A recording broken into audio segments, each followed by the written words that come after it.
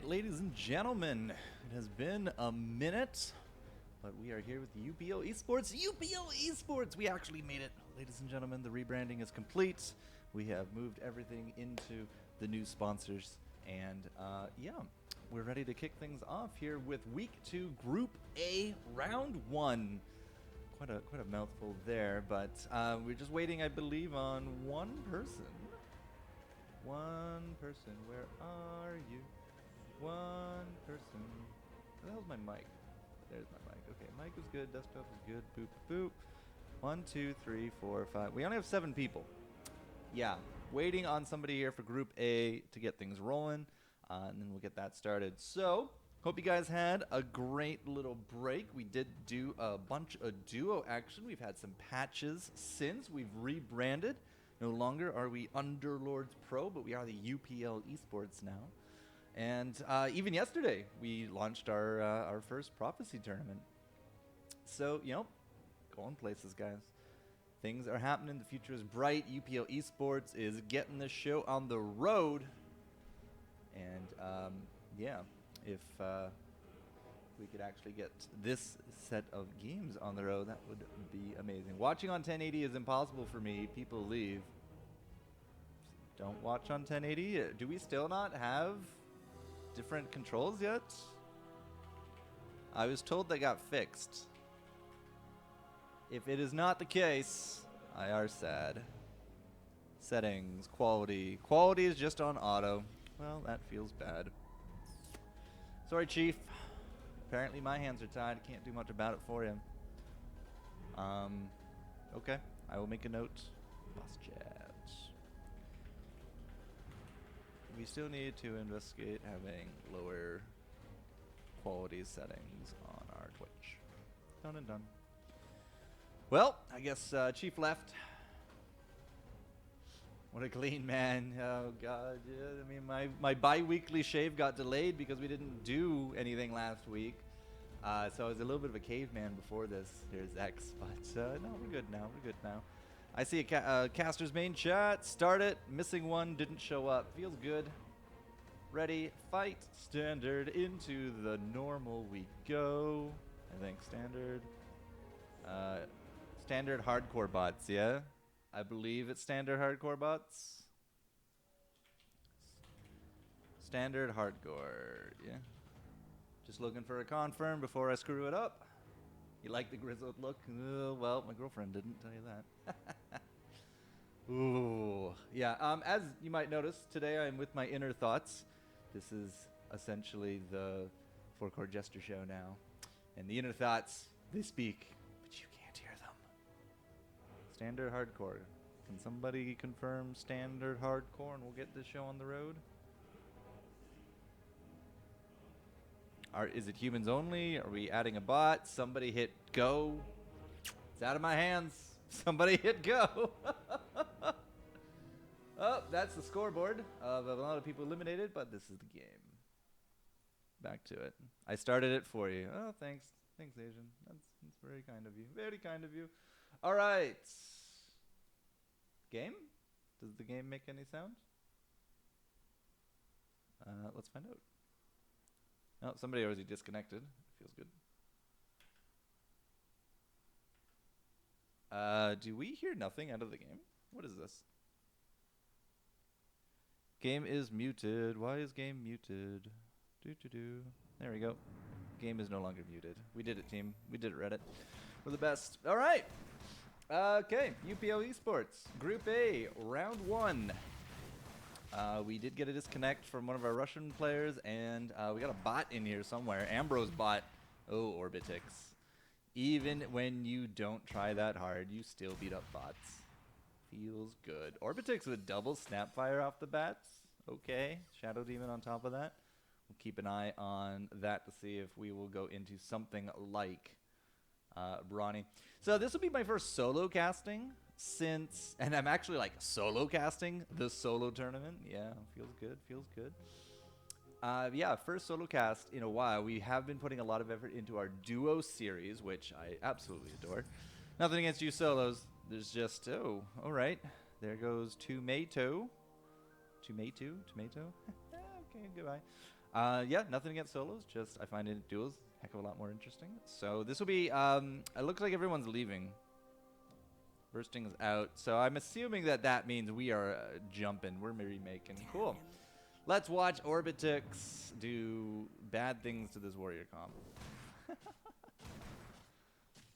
Good start, good start, good start. Group G needs some help. I think it's all taken care of. Sinadze? Sinadze? Sinadze. One of those. One of those will do it. Remaking the lobby. We're remaking the lobby. The cover Hardy is currently in a match.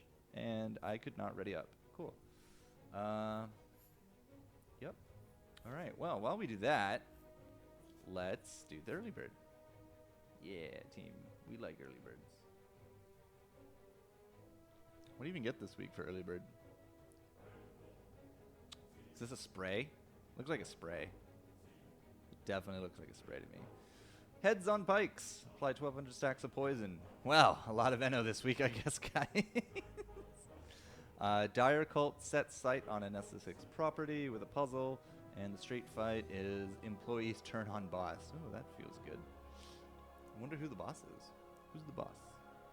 That was a great TV show. Who's the boss? My poor, pitiful racing is not up to snuff by any means. Have you guys seen Styx and his hoard of cash? He has like 100 million gold. What can you do with it? Nothing. But it feels good, right? But it feels good. Yeah.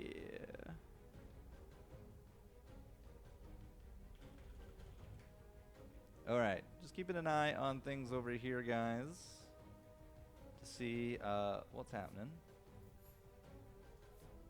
The lobby's good. Darkuruk was, I guess, the person we were missing.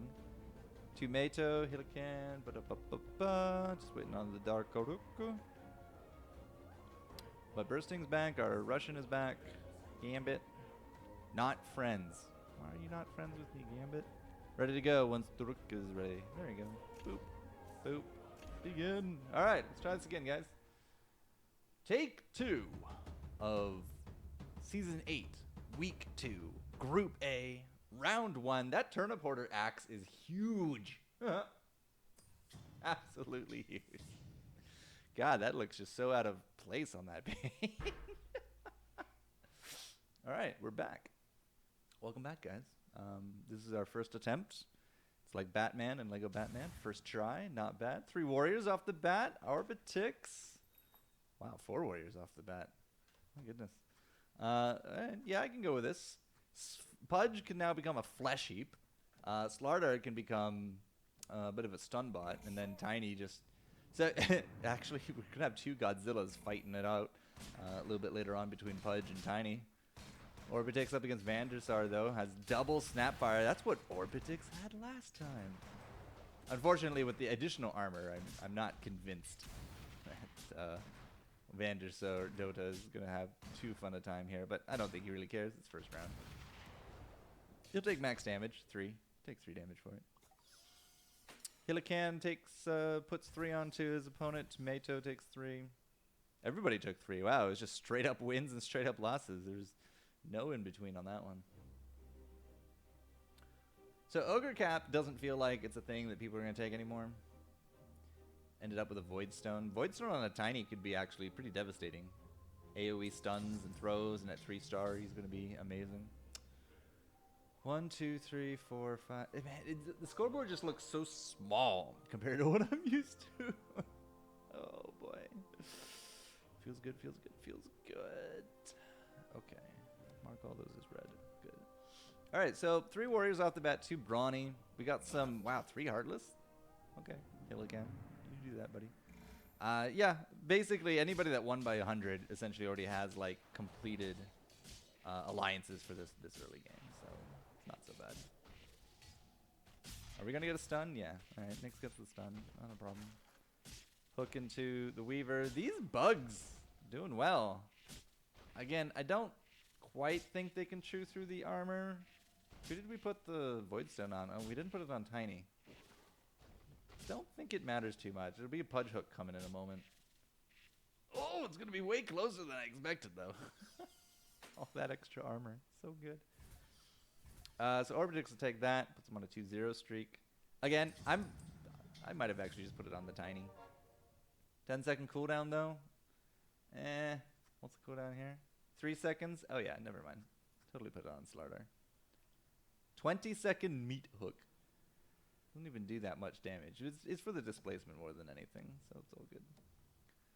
3 warriors, nothing else to go with them here, so fair enough. What do you think, Inner Thoughts? Yes. Those are quite the thoughts. Hillican went up to 4. So Hillican with 4 has the Heartless. Or had the Heartless. Yeah, totally still has the Heartless. Even with 4, can they chew through the armor? 2 of them are already dead. Having the stuns with the Witch Doctor feels like really good kind of early game stuff to have.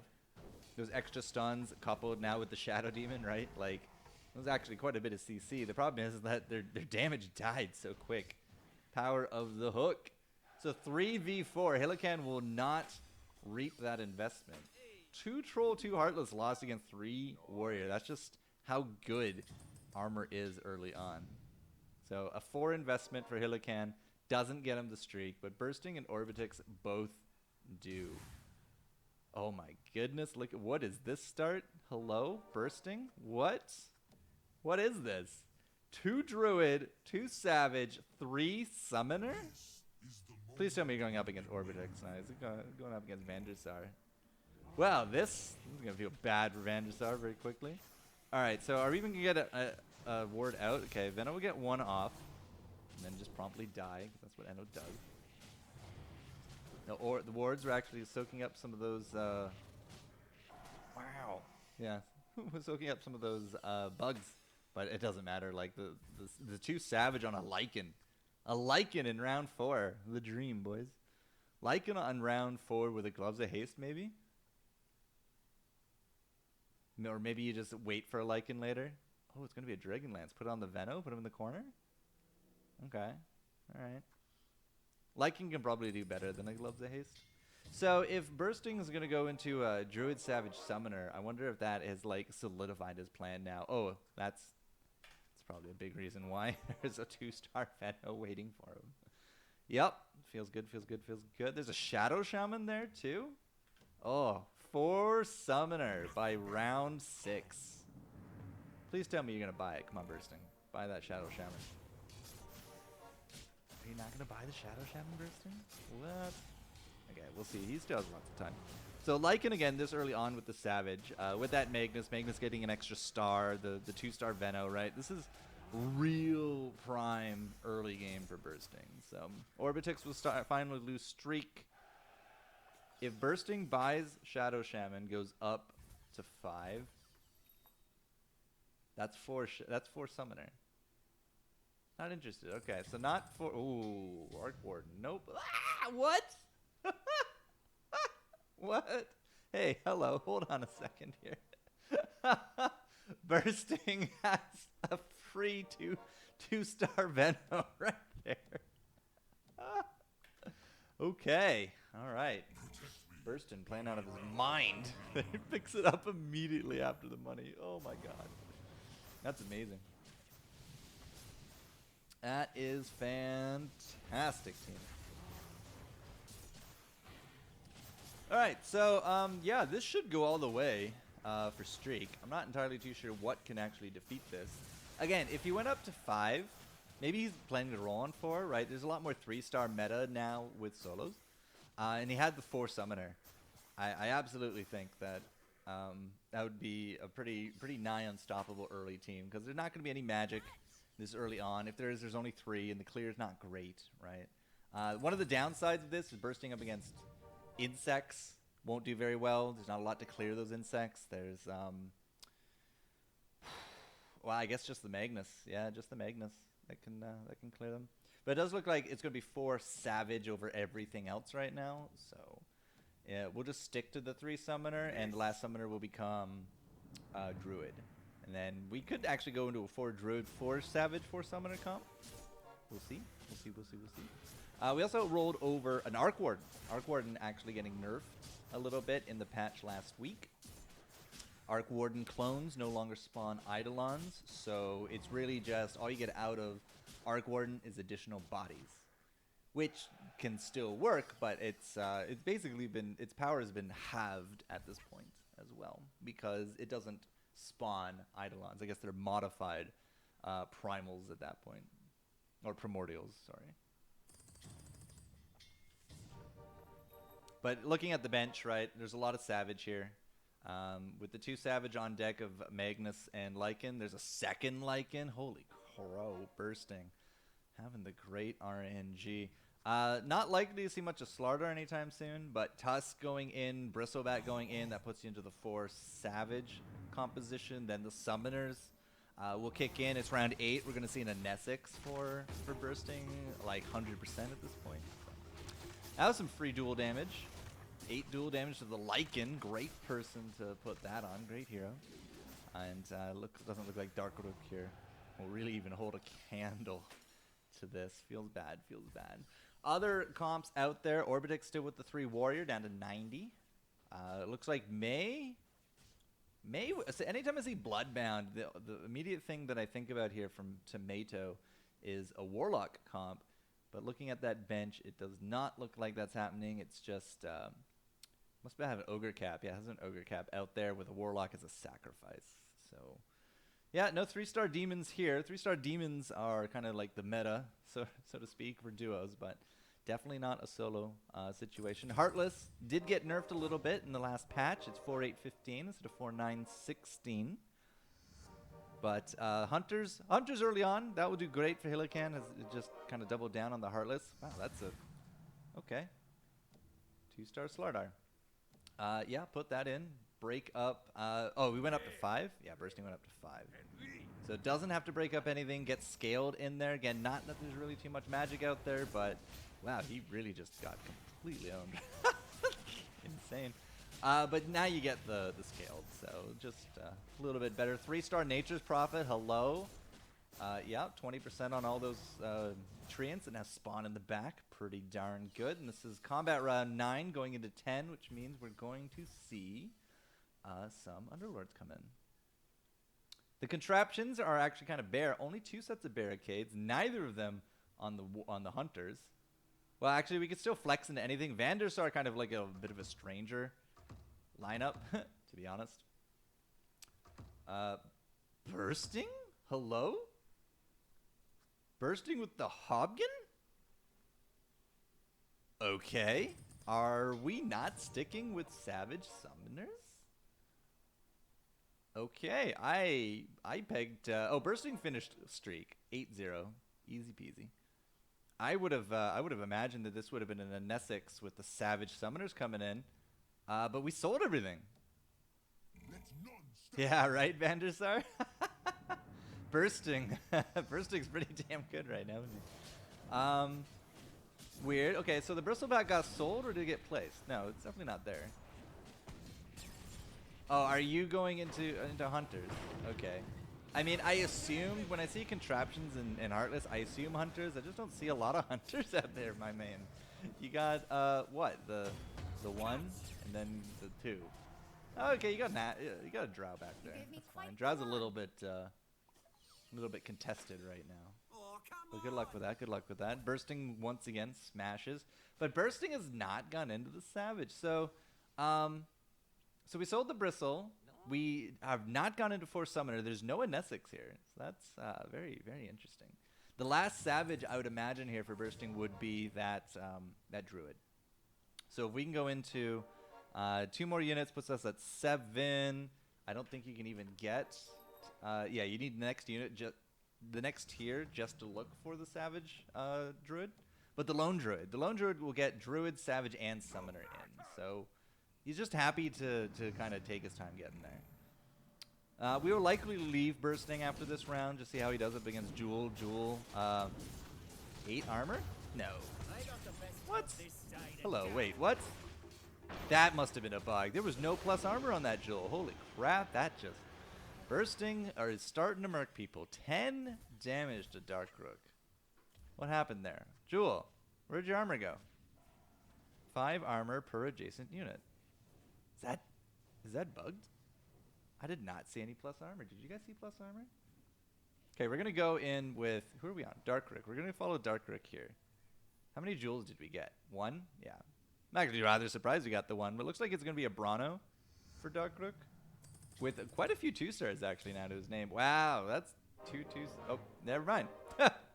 That's our 3-star.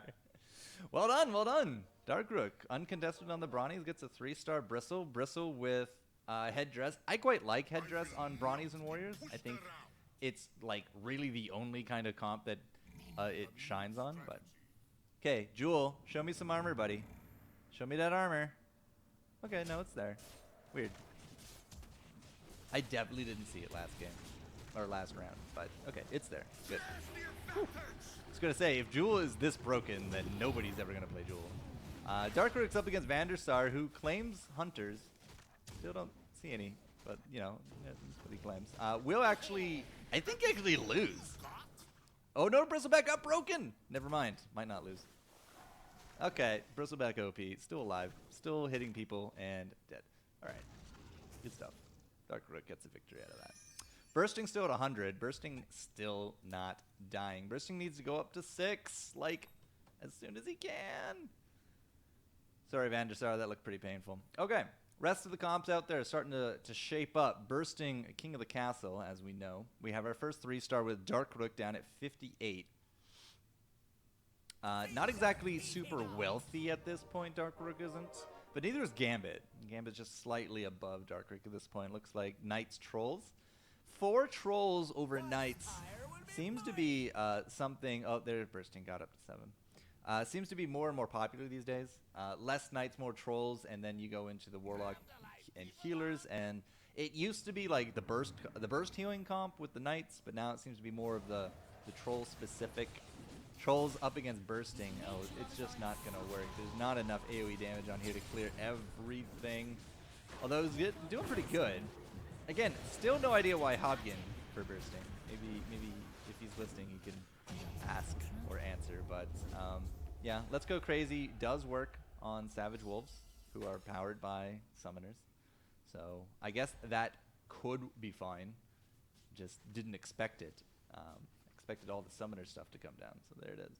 So Gambit, yeah, just doesn't have nearly enough of a front line. Really, actually has like 0 front line. That's why he's kind of sliding down the ranks as he is. Dark Rook still under him. Right, yeah, 35 attack speed is hot. Absolutely is. And that's kind of, again, something that Trolls are trying to do here as well. 65 if you can find another one. Nobody likes Shadow Shamans. I don't know why. There we go. Finally, a little bit more of a front end here for the Chaos, with the Chaos Knight on board here from Gambit, but that's a 1-star deep into a game of mostly 2-stars, so it's not going to last too long, especially when he runs off and doesn't get any bonus from the other Knights. So, yeah, whoops. The Trolls, like the Trolls in the healing, right, they're really trying to mitigate what the front line doesn't have, and in this case, does look like actually that will work out. The healing is countering the Eno. The Eno's not really able to stack a lot of the poison here, and there's just not enough damage out there from Tomato to kind of chew through this anymore. But once we get more of a front line, this should be a pretty killer comp from Gambit. Needs to try to lose by as little as possible / win as much as possible, just to try to mitigate so he can buy time to get into that situation. That's pretty damn good. 2 Lunas right there. Not sure you would slot that in. Actually, you know what? I would probably put a 2-star Luna over a Chaos Knight right now.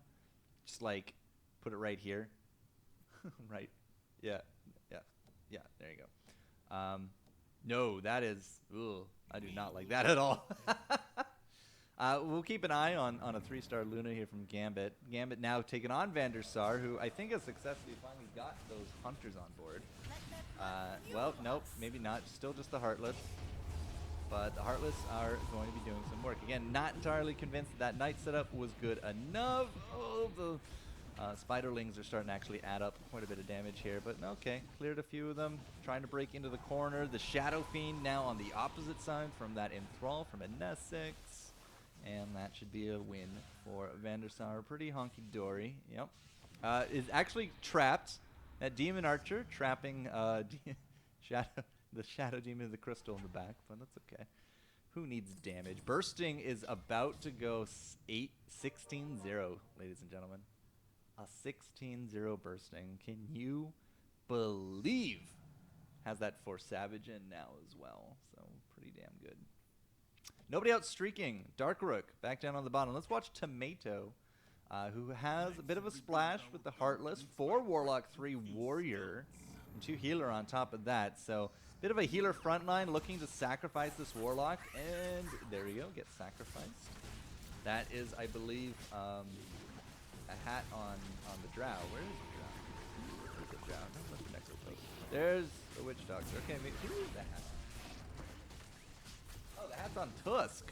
Okay, must have been somebody else, but it won't matter. Hats or otherwise. I'm not entirely too sure what the Eno is supposed to be doing for this comp. I know it's a Yoink Eno, it's a healing Eno, so I suppose the healing with the Warlocks and the healer is trying to outlast their opponents, right? The burst heals from the Warlocks, the amplified healing, the Yoink from the Eno, but it's not working yet. It's not working yet. So Tomato is starting to, again, slide down into the danger territory.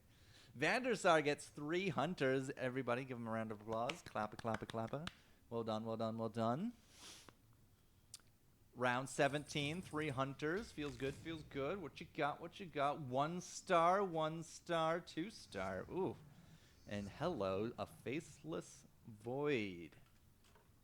Things are looking up for Vandersar at this point. 3% chance, finds a Faceless Void, doesn't put it in. I mean, he doesn't really have any avenue to put it in anywhere. But, yeah, great. Level 9, come around. Put that in. Slot that sucker in. It'll be great. Vandersar taking on Tomato. So, again, Tomato has the burst healing. It really does. Just doesn't really offer too much else after that, really. So the Pudge goes down. You can see the Juggernaut trying to spin to win in the corner. Eno shows up, starts stacking that damage. Actually, will Tomato start working some wonders here against Vandersar? Puts in 3 Hunters, immediately loses. Kappa, Kappa, Kappa. Tidehunter did some decent work with the 1-star radius. Don't really advocate 1-star Tidehunter that much, but yeah, the Wall of Flesh. Too much for Vandersar and his measly 1-star Hunters. So Tomato will be quite happy to take 7 off of him there. Did anybody beat Bursting? Nope. Is Bursting still winning? Yup.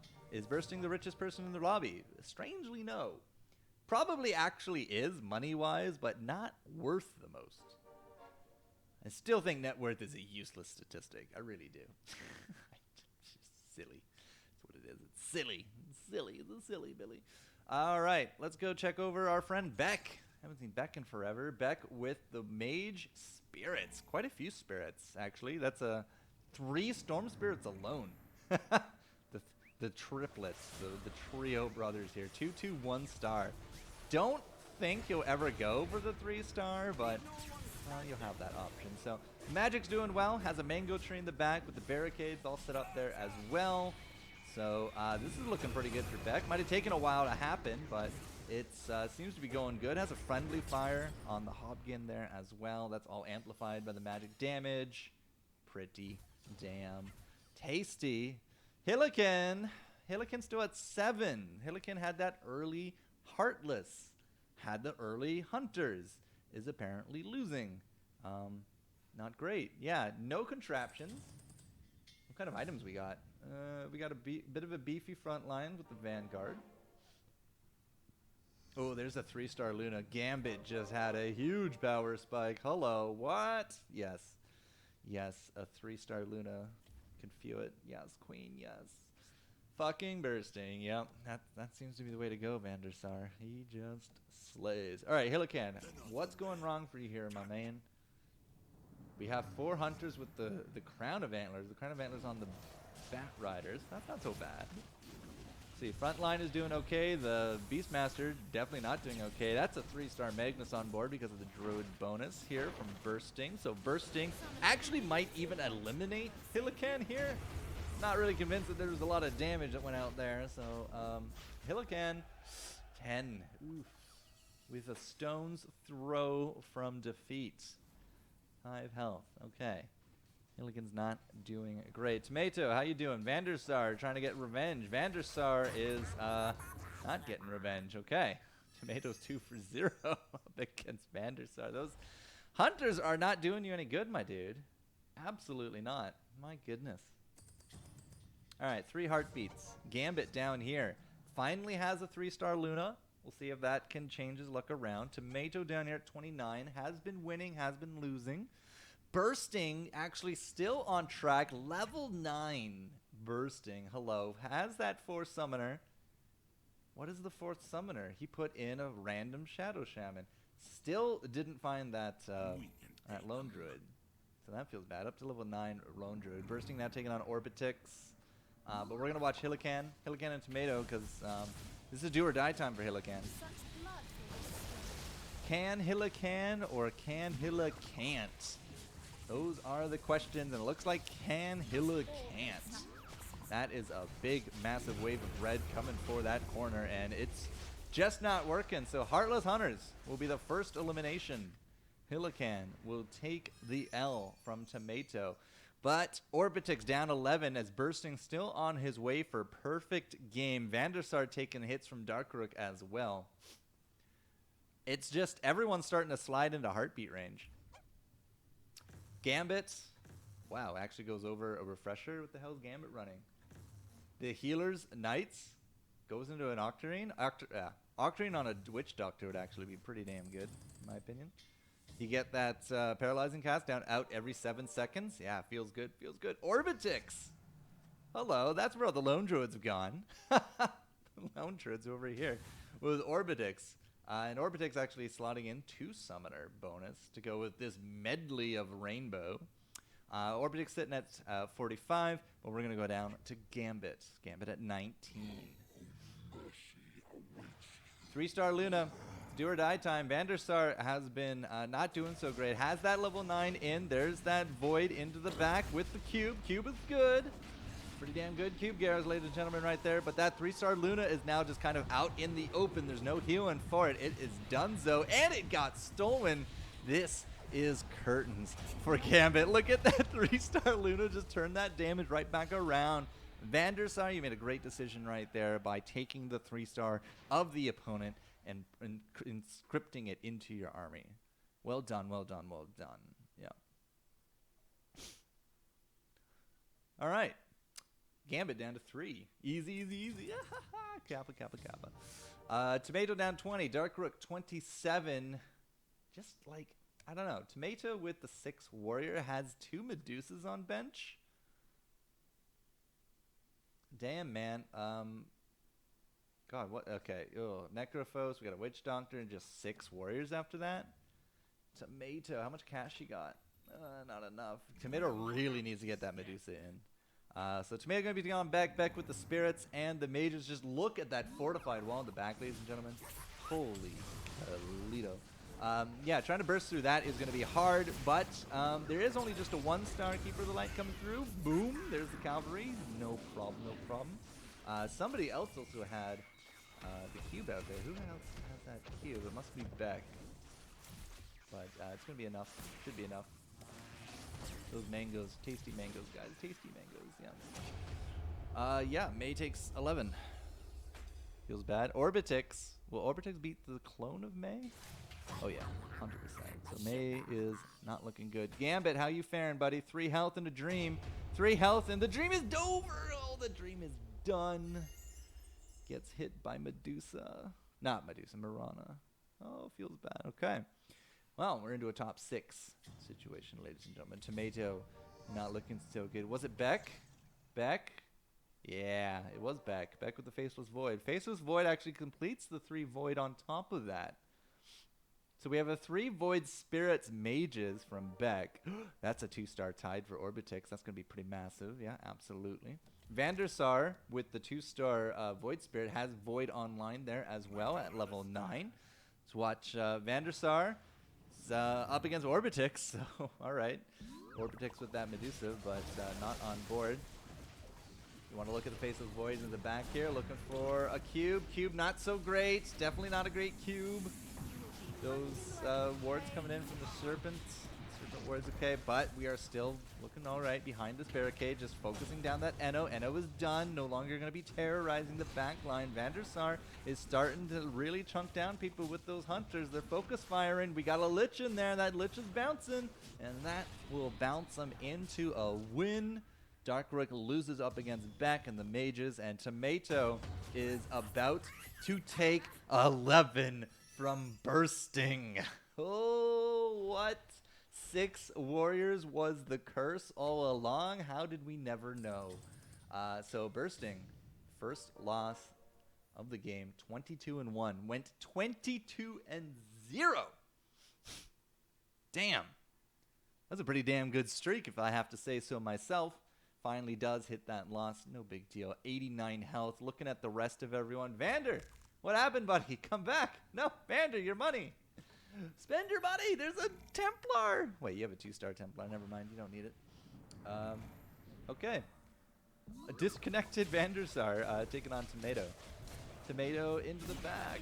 Looking to collapse. It's a pretty okay cube into the back. Got 4 of them. There is a 1-star Medusa on board with Diffusal, but the Medusa is down. Got bounced by that Lich. Steal away that Tiny. That Tiny becomes your front line, and Van der Sar should have this one in the bag. Goodbye, May. Thanks for playing. 6th place for Tomato. This means Darkrook has actually held on. Darkrook and Orbitix. Still going neck and neck, but Orbitix is the red tide. It will hit Darkrook for 20. Scams a 5th place, which means we're into a 4 situation. Bursting must be completely falling off since that is his 2nd loss in 2 rounds. 100 to 76 in 2 goes. Loses up against Orbitix. No, sorry. Lost up against May. Has now lost up against Beck. So 6 warriors or mages or things. Yeah. Bursting apparently just doesn't do very well against some of these comps. Who knew? Van der Sar, you coming back, buddy? You coming back? Van der Sar, hello? You're at 19 health and you're 16 gold with a dream. No, there's a Marana. I can't click it for you. There are 2 Maranas for Van der Sar. No, Van der Sar. Not like this. Not like this. Okay. If Bursting hits him for 19, he is going to be so pissed. He's going to be so pissed. Great cube in the back. Van der Sar with that cube. Buy the Maranas! You're back!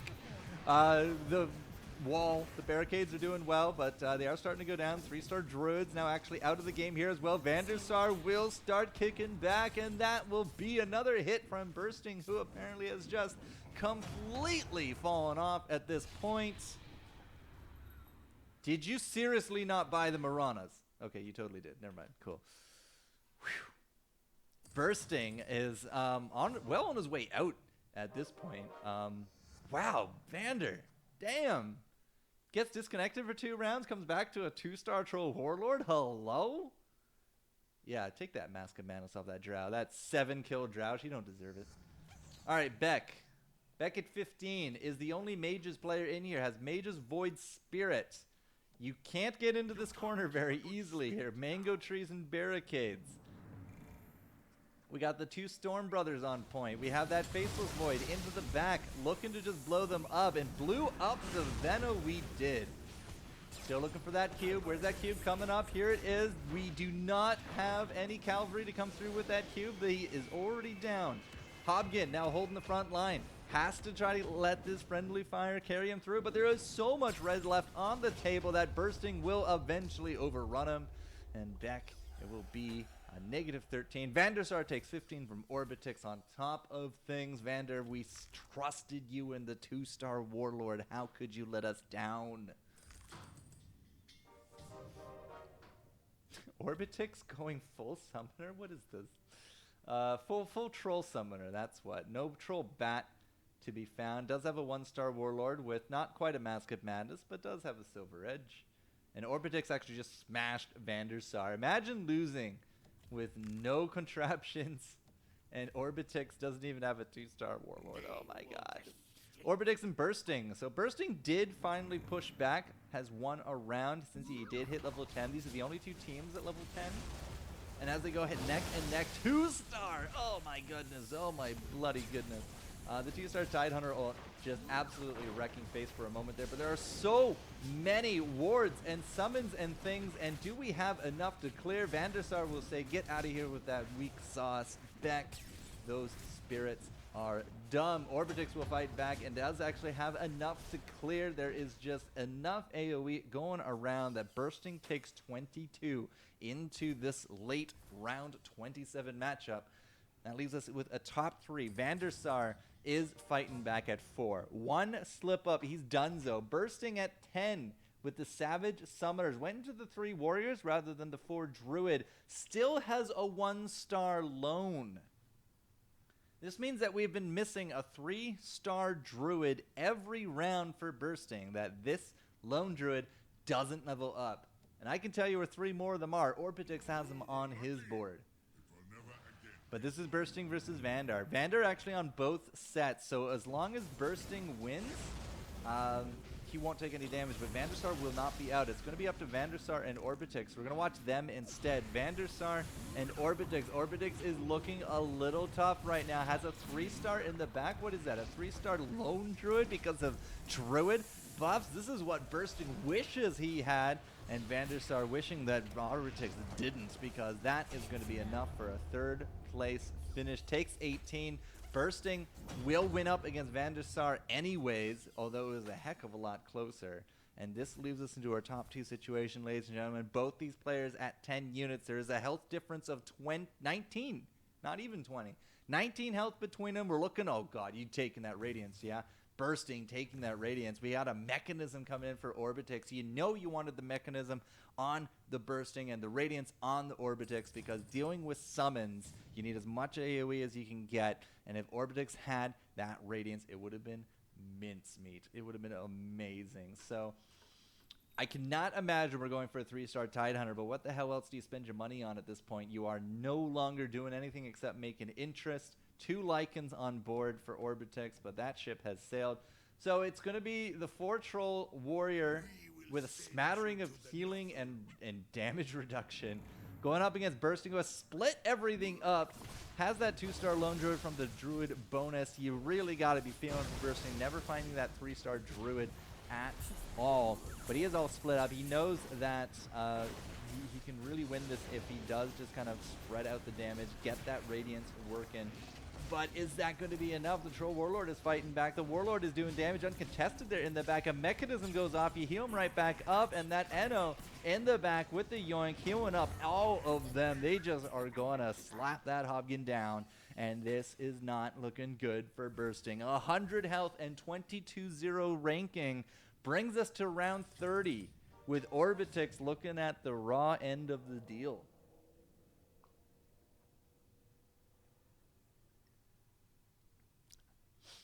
Again, I just gotta feel, right? It's this 2-star lone druid right here from Orbitix that Bursting never finished. Has no money. This is not the round to be spent to be saving your money, that's for sure. Alright, once upon a time we were looking at a Gloves of Haste for a Lycan, got into a Battle Fury instead. I do quite like that. We do have a Sand King on board, but the Sand King's not getting attacks. Come on, we need to go right through. Oh no, the Sand King went for it! Ward! Oh, the Sand King went for a ward instead of cleaving right through this back line. It would have hit like 4 people into the back. Oh no. That is not great. Bursting, yeah, RNG kind of screwed you out a little bit right there. We needed that Sand King to be getting hit a lot more. We actually stole the Radiance. Oh my god. We stole the Radiance with the Yoink. And Orbitix will emerge victorious. 20-10 record beats out a 24-6. Think about that, ladies and gentlemen. 6 rounds lost, and Bursting loses 100 health. Went 22-0 into 24-6, lost 6 times and lost the game. Yeah, fantastic. Oh my goodness. So yeah, that's the thing. That is that, ladies and gentlemen. So,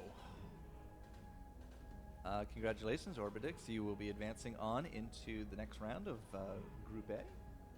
Fantastic. Other parties.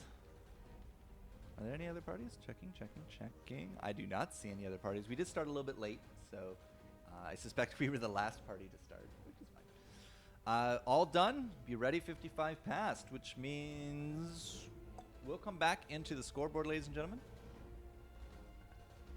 And we'll have round 2 ready for you in about 5 minutes. So, see you in 5.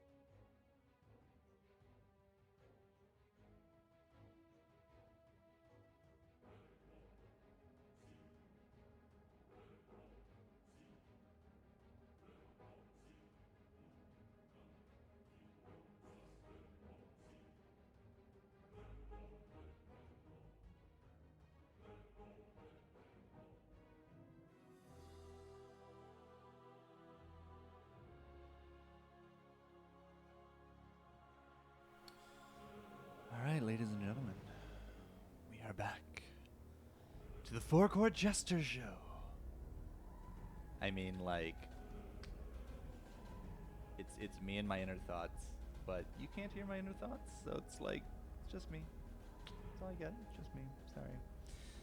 Hope you enjoy. We do have the match results, so we'll put those up. Boom. Week 8? Season 8, Week 2. Tournament scoreboard. Obviously, Orbitix in Group A making waves. One of our Russian players came on first in, I imagine, Group B. Blue Dragon and HG Stephanie. Wait, how many? Do we have 7 bloody lobbies today? Wow. Well done, admins. Well done, admins. Okay, so either way, all 7 first places will be joining us. Yeah, that makes sense, right? And then it looks like from the tiebreaker, Bursting, who's Group A, will also join us. So that makes sense, right? So there's a lot of ties right now. It's basically first, second, third. But these are all group tiebreakers based upon like the level of difficulty that your group is in. But, you know, it's good to see Edicito up there. Bursting will again be joining us in Group A. Penka's in for today's tournament. K, Vandersar we saw. Vandersar, I'm so sorry about that disconnect, buddy. It feels bad, right? Beck, we saw in Group A there as well. Kwanrong Chan in with solos. You know, definitely a name that I've seen a lot more in duos. But hey, it's good. It's fun. It's amazing. We need to change the logos of the scoreboard, admins. Cough. Can we please start the game? We can start the game when I'm told to start the game, sure. 100%. I'm down for that. I'm just waiting for admins to say clear. And when they say clear, we start the game. Unless you're in some other lobby. If you're in some other lobby and everybody's ready, I think you just do it. I don't know. Talk to the admins. I'm just the face and the voice and the teacup. That's all I am today. All clear. Boom. Bang. Bada boom. All right, cool. Round 2. We are totally not in round 1. What am I talking about? We're in round 2, guys. That's not. There we go. That turnip hoarder axe picture just looks so huge. It still really does. Yeah, it really does. UPO Esports, Group A, Round 2 of Week 2 of Season 8. There are so many different ways we could say that are all still very easy to screw up. Yep. That's how it goes. Anybody get anything cool early on? Too Savage from Blue Dragon. We got some insects from Win and Win. Let's go check out Win and Win. Hey, Digi's in this game. Hi, Digi. Good to see you, buddy. And we have sound. And life is good. And, ooh, Razor. So Razor should be able to clear some of these. Yep. Clears them out, no problem. Because the insects aren't going to be able to get nearly enough damage for a carry, I lied. Or did I? No, okay, I lied. Weaver and Weaver things. Shikuchi actually coming up very strong right there. Yeah, those insects should have done like 1,500-ish damage. But Razor clear, like it's so variable on round 1, right? That you can either get... What are some of the big AoE creatures in round 1? Bristleback, Razor. Who else has AoE? Definitely not any of those characters. Nope. Well, Magnus technically has Cleave. So I guess that counts, right? Yeah. 30% Cleave. Yeah, so there's a few counters to the bug early. It's just really RNG if you get them or not. Let's see how Win and Win does this time. Win and Win did win. So now we'll see if Win and Win can win again. Nobody up to 4. Not a surprise. Now, if somebody wants to protect Streak after a 3-0, we might see a 4, but that's about it. Yeah, this is where the insects shine. Yeah, it's great. Also, apparently, Bat Rider. Bat Rider shines. Win, amp, win. Okay. Why is this like that? But it's not like that over here. Dota developers, please. Guys, if you're watching, Underlords developers, we love you guys. We do. We think this is a fantastic game, and that's why we have tournaments for it. But there are so many inconsistency things I would love to talk to you about as a UI guy. I really would. bitching about that. Lots of bugs. 2 sets of bugs. 3 sets of savage early. Oh, bursting. Hello.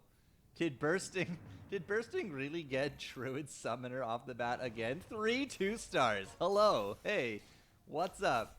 That Druid bonus and a 2-star Magnus, I would imagine, with a 2-star Veno already off the bat. Holy, okay. They might have killed 1 early. Actually, you know what? The Shikuchi and the bugs might actually still pull it out.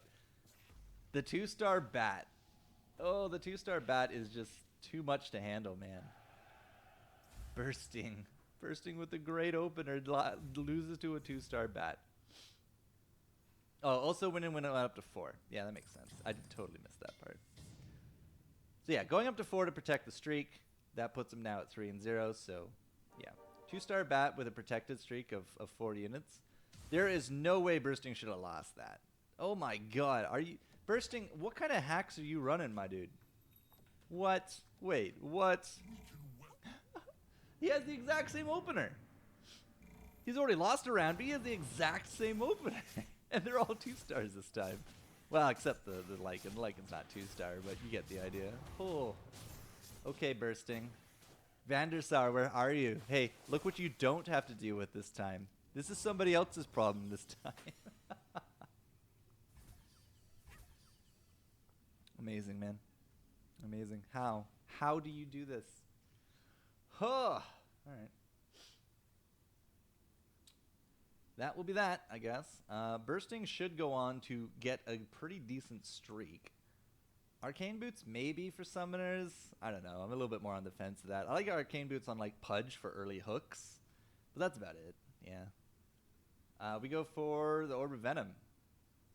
Orb of Venom on Lycan. So Lycan and Veno are both actually poisoning now. So that can actually add up pretty decently.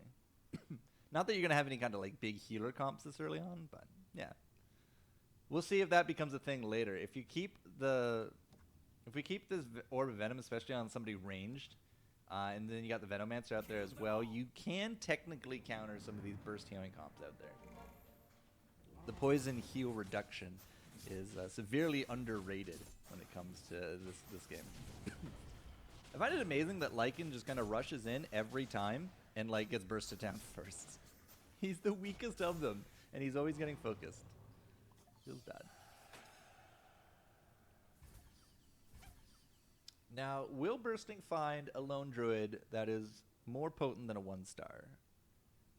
That is a question. Might not be the question, but it is a question. We got 3 contraptions on board of 3 target dummies. Nobody getting into the barricades. That feels unlucky. No sign of hunters. Taking a quick look at the bench. Okay. Orbitix desperately wants to go into a hunter situation. Has Heartless Hunters basically set up, but is using Troll Insect for now. I suspect once we get into some 2-star situations, we'll see a swap. But until then, Orbitix will use the power of the Trolls. Power of the Trolls and power of the bugs, right? When I first joined the game, it was like, get Heartless, get bugs, because they synergize. Or you can get summoners and bugs. But Trolls and bugs are okay. Trolls and bugs are okay. Unsurprising, the sweep. Bursting was now finally streaking. Win and win up to his 5 wins. Looks to be a bit of a Night Troll situation. Night Troll healer, I would imagine, with a Warlock in there. Tied all together with a Necrolite later. Because we already got the 2 Troll. Well, we did have the 2 Troll. We don't have the 2 Troll anymore. But quite a few 2-stars kind of around the place, right? Win and win has 2 of them right here. But he's going to he's taking bugs over Trolls. It's time to strike. Okay. They both are the same. Cool, they're brothers. All right, Win and Digi both actually they both do have target dummies, and we got the insects just kind of working their way through. That's a big ogre in the back though. Pretty big ogre. Ogre has to try to chew through this Chaos Knight. We'll eventually actually chew through it. Starting to one-shot people though. Big ogre, man. The ogre and the Nature's Fury. Oh, look at that damage. You know the hat is on that Nature's Prophet. Win and win. Feeling bad about that one. Digi in the hat. Yeah, the hat's on the Nature's Prophet in the back. Oh, feels good. If we can get a 2-star Magnus and a 2-star Nature's Prophet, you could have a 3-star Nature's in the back with a hat.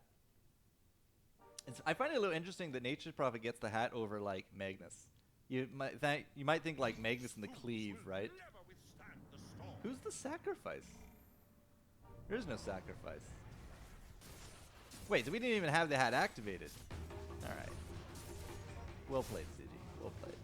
Digi up against Stephanie. Stephanie looks to be just Troll Knights off the top of my head. We got a Razor in the back here from Digi, though, so that's really good for clearing some of these wards up. Storm Spirit didn't really hit the mark too much, but this should be fine. Or not, you know. Nah, it's fine. It'll be a tie. Yeah, those wards are too close. You can't one-shot them, Razor. 0-0. Wait, why did Digi lose? Digi lost 0. Stephanie got the victory, quote unquote. All right. Figured that would have been a draw, personally, but that's the way it goes, game. That's the way it goes. Okay, countdown to round 9. We're gonna have those Underlords come in here in a moment. Bursting, still the only one trending. We do got Arbitix and his Hunters are now in. As soon as we got that 2-star, that was kind of the signal for it. There's no Heartless there yet, but c'est la vie.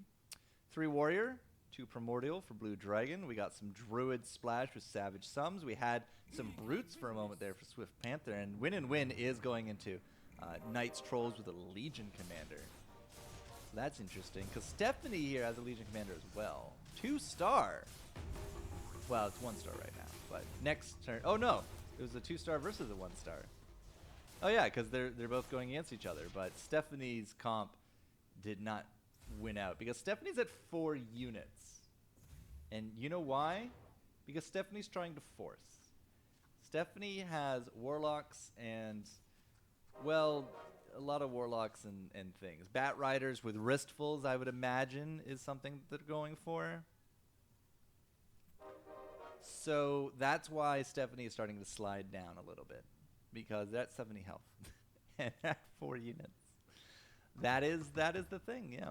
An S6 goes in, not really too surprising about that. If you're going for a 3-star demon build, then you want that an S6. Wow, much more balanced lobby, Kappa.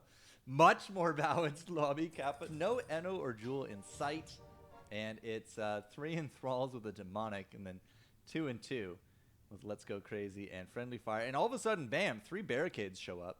Hello? Barricade Magic, Barricade something, and then Barricade Hunters, yeah. Yeah, Stephanie's staying at 4 units, using the money. Has a 2-star Legion Commander, but no spot for another one? Oh my god. Went and bought it. Went and bought it. Okay, so she's gonna do some shopping. We are 2 Warlocks away. Round 10, 2 Warlocks away. I mean, it's not like it's a high contested unit in solos, but we're going for the Demons, we're going for the Knights, and we're going for the 3-star Warlock comp. Respect for doing it, but like, oh, you're gonna take so much damage on the way. Okay, spent 30, or spent 230.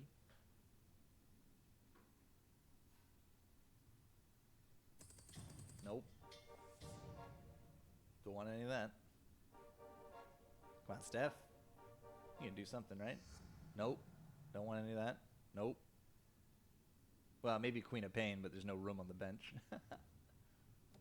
Really? You're not going to spend any money? Boring. Boring. Bursting should get his 8 streak this turn. Win is back streaking here as well. Stephanie with the 4 units up against the Digi 5, but the Digi 5 with the Barricades in the back. It should be a pretty clear win for Digi here. Steph, you ain't spending your money. Steph, spend your money. Wow. I said this would be a pretty clear win, but Digitams apparently just doesn't want to win. Go Arc Wardens! Yeah! Go Arc Wardens! Wow, Digi. The heck happened, buddy? What the heck happened? Alright, lots of money, Steph. Spend that money. This ain't a 50 meta anymore. You don't need 50 cash. Shadow Fiend is fantastic. Yep, sells the Luna, gets the Shadow Fiend. Nope, don't want any of that or that. Steph, what are you waiting for? You have so much money. You need a Warlock. There's one, and a Bat. It's too late, though. You gotta sell that Luna. You're not gonna use that Luna for anything. I can't imagine she's gonna use that Luna for anything. Yeah, sold the Luna. No problem. Gets overwhelmed on board. Yeah, nothing to see here, guys. Stephanie takes another loss. Still looking. Still looking. You're one Warlock away. Spend the money.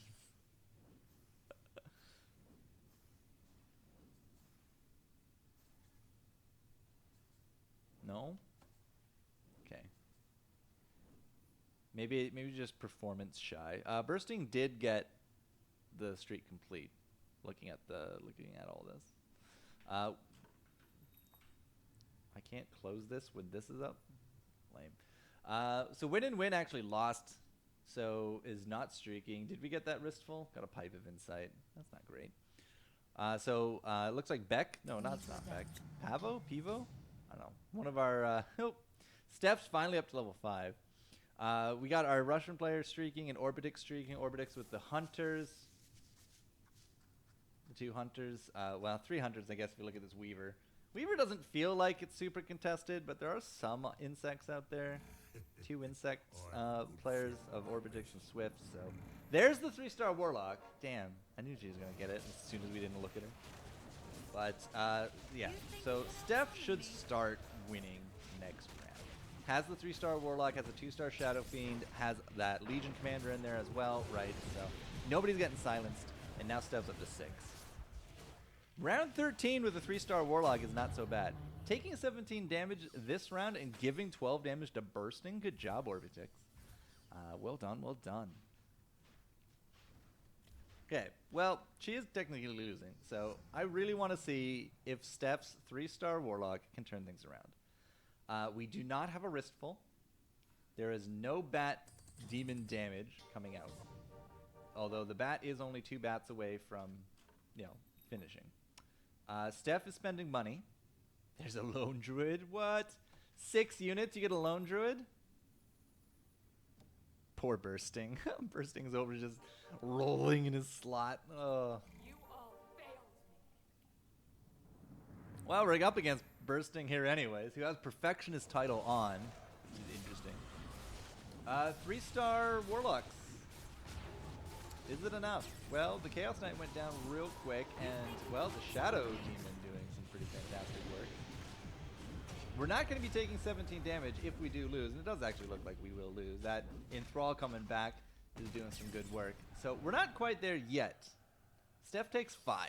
That's okay. It's way better than 17, right? You can lose 5 rounds of 5. You can't lose many rounds of 17.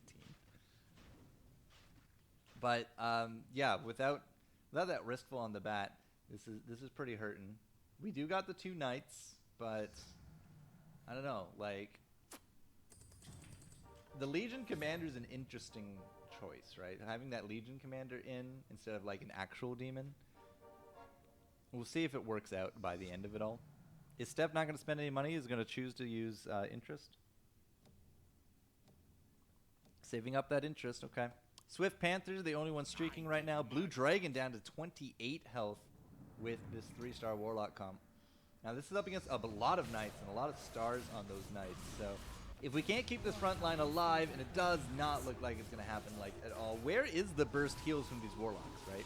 Where are the burst heals? The Chaos Knight goes down, and now the front line is starting to collapse, right? The Shadow Fiend is doing some fantastic work, but it is just 1 unit. There's some burst healing. God, where was that for the Chaos Knight? So it's just not going to be enough. Blue Dragon takes 13 from bursting, but Steph, another 10. Means that, yeah. Steph's looking at a very short game at this point. A pre-round 20 knockout at this current rate. Steph actually used all the money that round as well.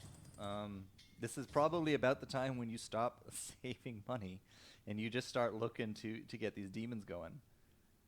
Steph, you got to spend the money. No, there's a Necro. That's real good. Not for this comp, but, you know, it's real good. No, puts it in anyways. Puts it in over... What did he replace? I don't know what Steph replaced with it, but has the 4 Warlocks. The Warlocks are only good to heal the front line, and the front line ain't getting healed.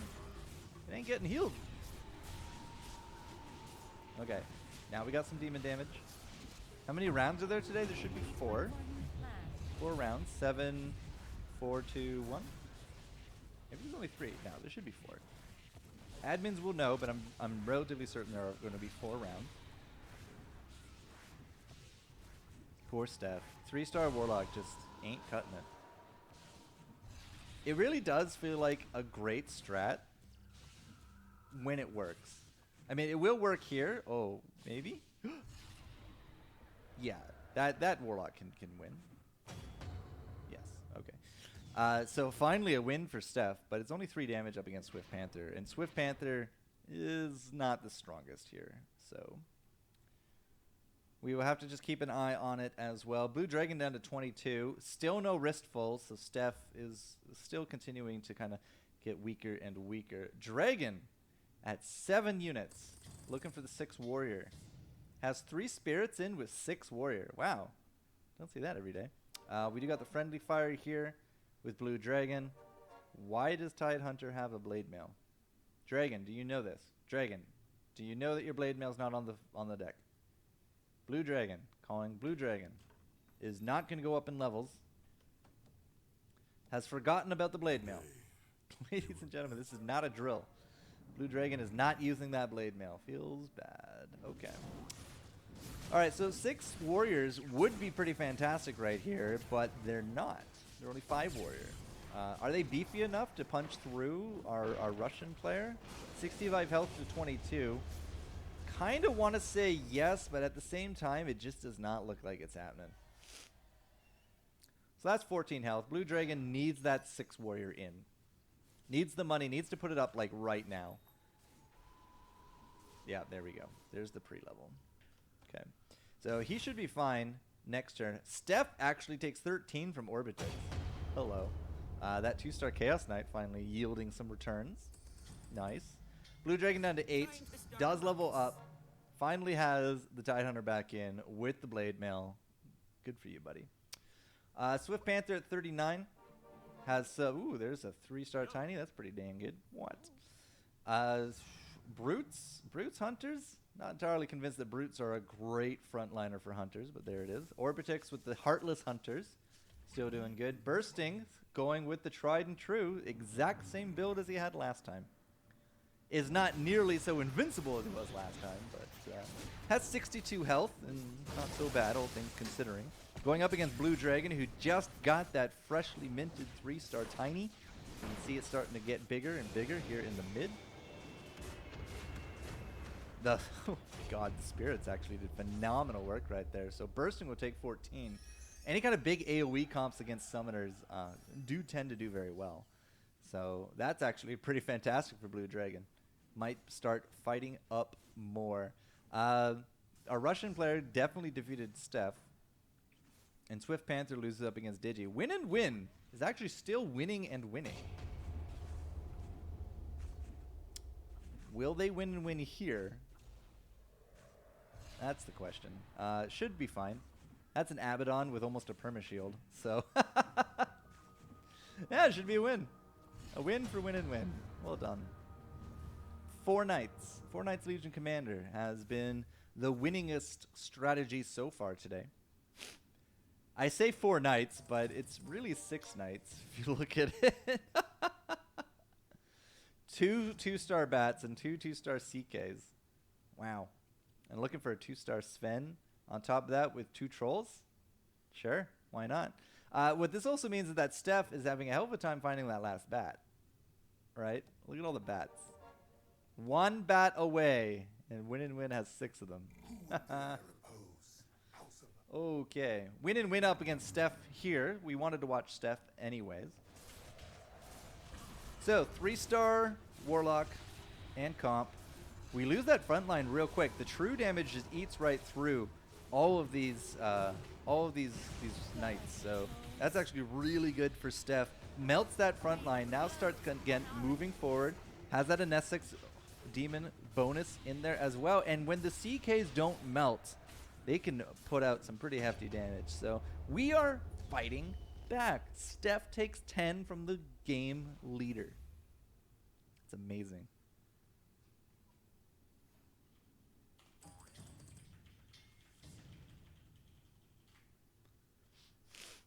Pretty dang amazing, guys. So win loses. That's fine. Blue Dragon down to 8 still. Steph still at 4. Swift Panther is now into our heartbeat of 31 as well. Has actually reduced the number of brutes. I think the Druid? Get rid of a Druid? Who's the other brute? We had a third brute here for Swift Panther at one point. Alright. Swift Panther and Orbitix is kind of like a battle for the middle, battle for the bulge. Steph is taking on Bursting, and Blue Dragon's taking on the current game leader. Steph has been hitting upwards. Blue Dragon with the 3-star Tiny has actually been doing phenomenal there as well. Looks like Swift Panther has a pretty good idea of what he's doing, but the execution is definitely lacking. That's another 10 towards death. Orbitix just able to kind of deal with that. Blue Dragon takes 9 from win. That 3-star Tiny doing work. And Steph shoots upwards as well. Steph actually benched the Necrophos for double 2-star CKs. So we actually have double 2-star CKs here and double 2-star bats, which is the exact same as win. They've literally just evenly split all of those units right down the middle. That's amazing. I will move from the shadows. Digi with some magic. Our first 6 magic. And it's 6 magic with, I would have thought 3 spirit, but there's only 1 spirit. But still, 2-star storm spirits can zip, zam, zoom around. Digi sitting at 53 health, 9 units. Steph, because she has lived long enough, is actually up to 8 units now as well, so it's not that far behind everyone else. Oh, that's going to be a hook. Hook onto the Pudge for the Arc Warden. Gets him out of that corner. It actually creates a spot for the Weaver. Didn't grab the Keeper of Light. Oh my god, and if the Keeper doesn't get another horses off, could be pretty bad, but the friendly fire comes through. Hodgkin just cannons him down anyways. And Steph eliminates Blue Dragon. Goodbye, Dragon. Bursting lost up against win, and Digi brings Swift down to 16. So Steph is trending. Look at that. Amazing. Amazing. Has 2 Legion Commanders in. I mean, they don't silence each other anymore. Why not, right? 2 the Chaos Knights and the Bat. Never actually got that Wristful Bat, so the Bat is just simply there for the Knight bonus, so that these guys can be all buddy-buddy. Rank and Win, or Win and Win? Rank and Win has kind of come down a little bit. Steph versus Digi is going to be quite the test, because there's a lot of magic damage coming through here for Digi. You can see those Storm Spirits just kind of zip zooming around, but as soon as those demon bonuses go off, they just get one shot.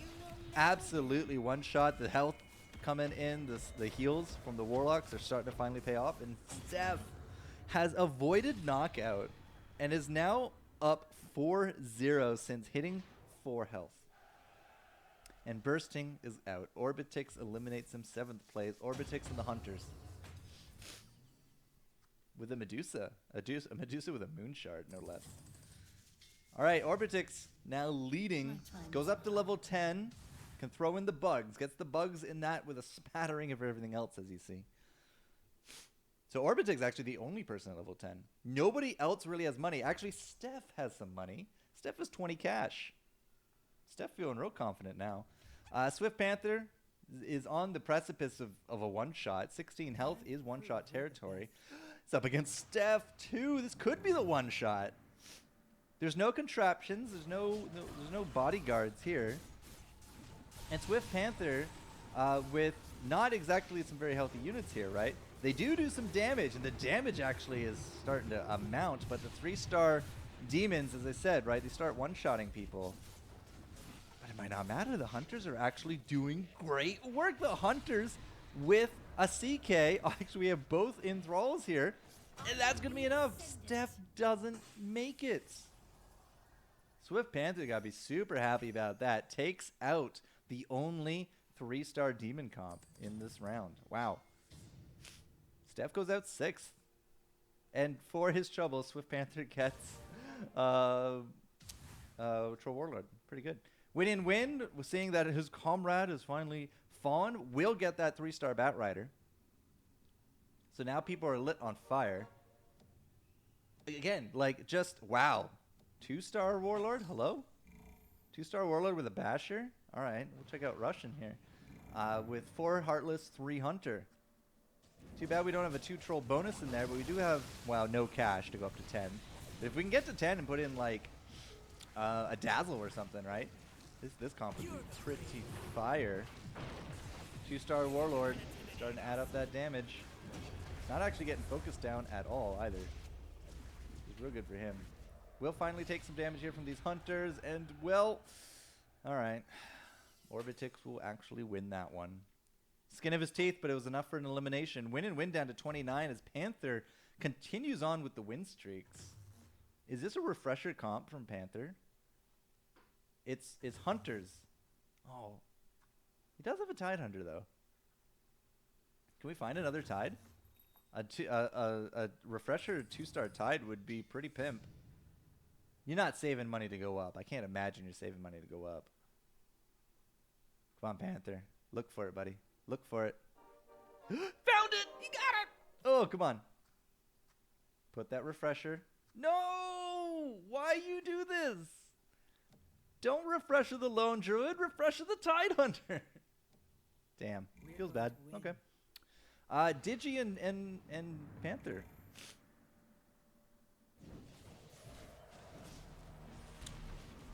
Alright, that's, haven't seen a Disruptor in a hot minute, have we?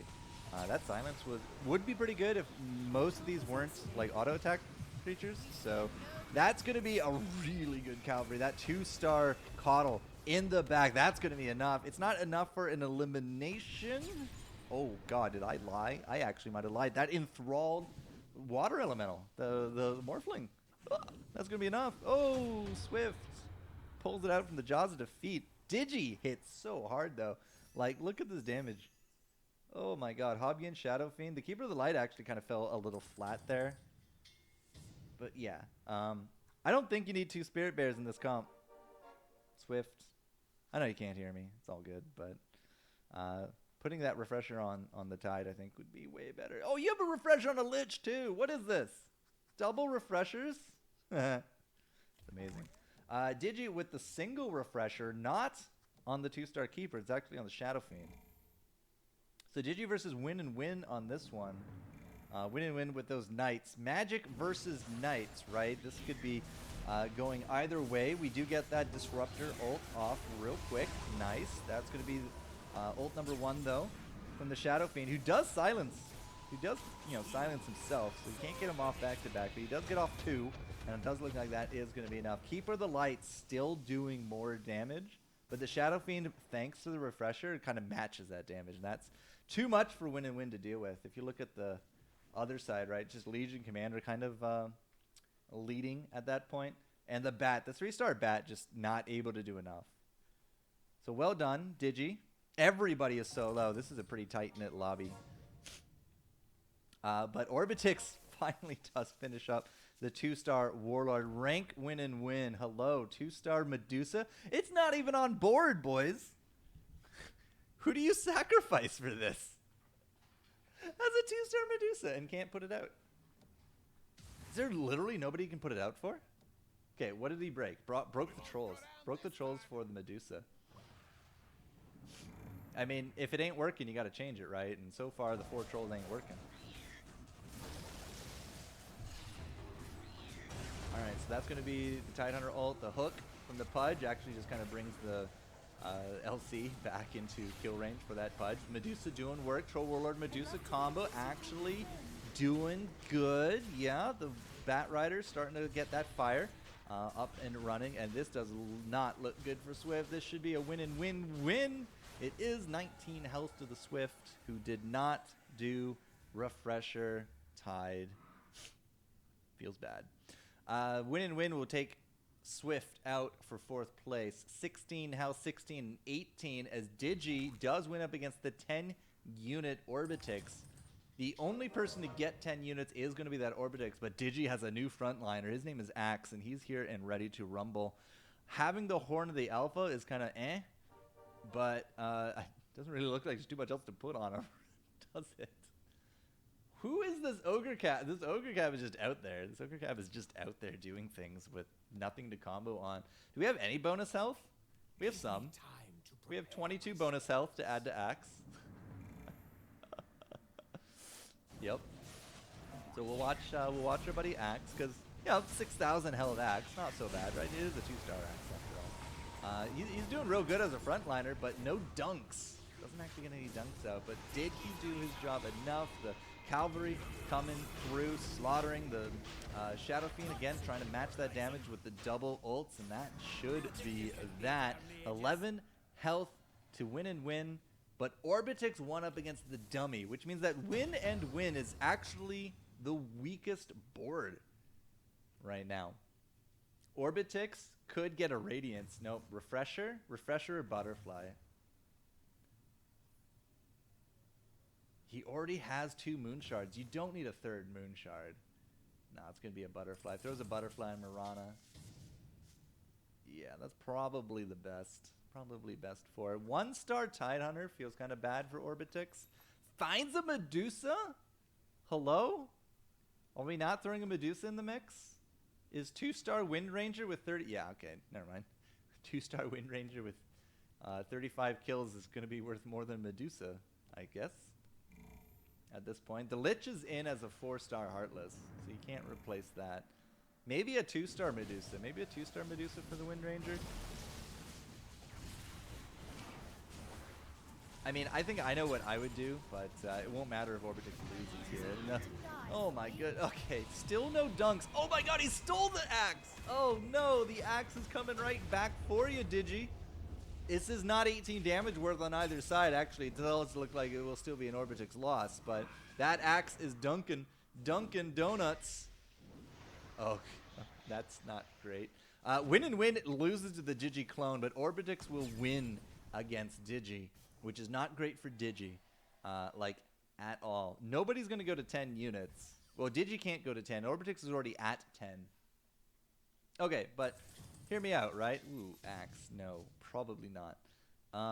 You get a 2-star Medusa. Ah! Gets a 2-star Medusa.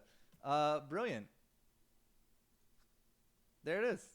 Boom. Done. Done and done. Done. Yeah. So 15% 60 attack speed, Mask of Madness versus 80 attack speed, Moonshard. I might actually put that Mask of Madness on the Troll Warlord, to be honest, and just put the Moonshard back on the Drow. But 2-star Medusa is very likely to end this game. That's a Moonshard Medusa. That's a Moonshard 2-star Medusa with a 2-star Troll Warlord with 4 Hunter bonus out there, ladies and gentlemen. It's just melting the mages. And by that, I mean the mages apparently melt them. All right, lucky shots. 8,000 damage Troll Warlord and 8,000 damage Shadow Fiend.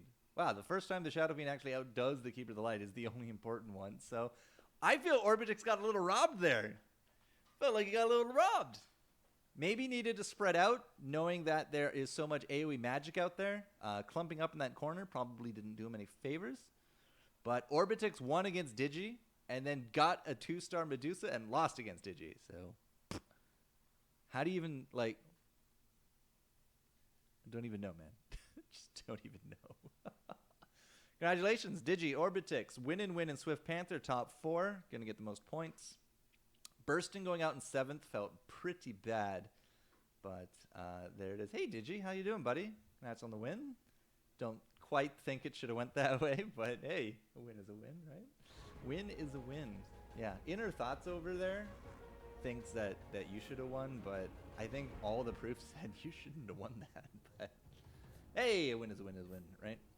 All right, I've been told that round G, or the G unit, hope to defend my title. Well, so far so good, right? Underlords G is apparently like 10 minutes behind people, but I can't see them online. I don't even see them in a game. Spectating round 15 as of like 10 minutes ago. I don't even see them online. Feels bad. Can't go to group G. Feels bad. We can go to group D. Spectate D.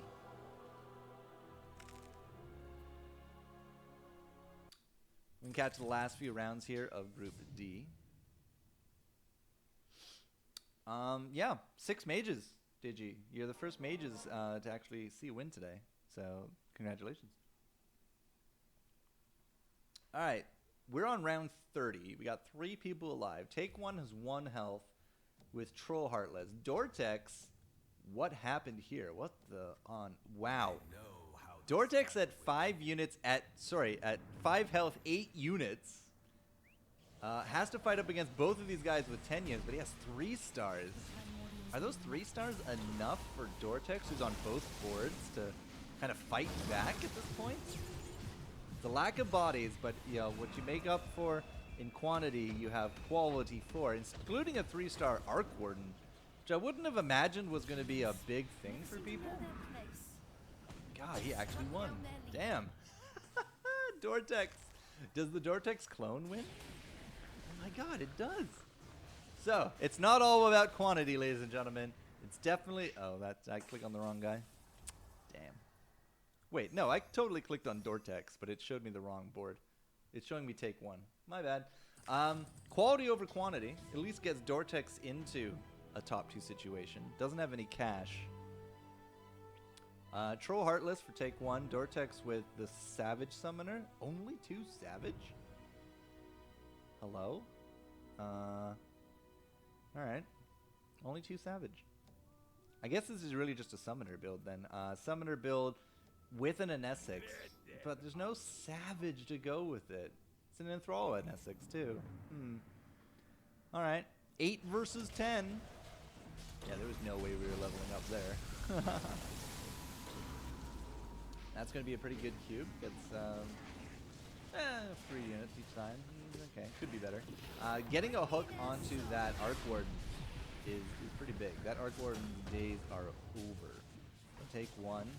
Seems to be pretty much in command of this one. That's another silence into the corner. We're going to have to see if that Alpha in the bottom is enough to turn this around, but it's looking pretty struggle bus at this point. The 3-star Lone Druid's Bear is already out. It's going to be the 3rd silence in the corner, and that's just going to be it. So Dortex will take 2nd. Take One will take 1st. 10 units do trump 8 in some situations, it seems. 19 health at round 32. But man, like, Summoner, Druid, Warrior without 4 Savage. I mean, it got him into a top 2 situation. Double refreshers. Wow, just so many demons out there today. Just wasn't enough for a win. That's all it is. Just wasn't enough. It's okay. Takes home 2nd place worth of points. Should shoot Dortex up in the rankings. Should be a good time. Good times. All right. Well, since we do have some waiting around to do for Group G, we will wait for the admins to give the all clear, and then we will set up for round 3. So until then, I'm going to put us on break, so feel free, get up, move around, stretch, get some water, and when we come back, we'll look at the scoreboards, figure out who's in round 3 of 4 today, and then we'll go from there. So guys, we'll see you, let's say, in 7.5 minutes. Cool.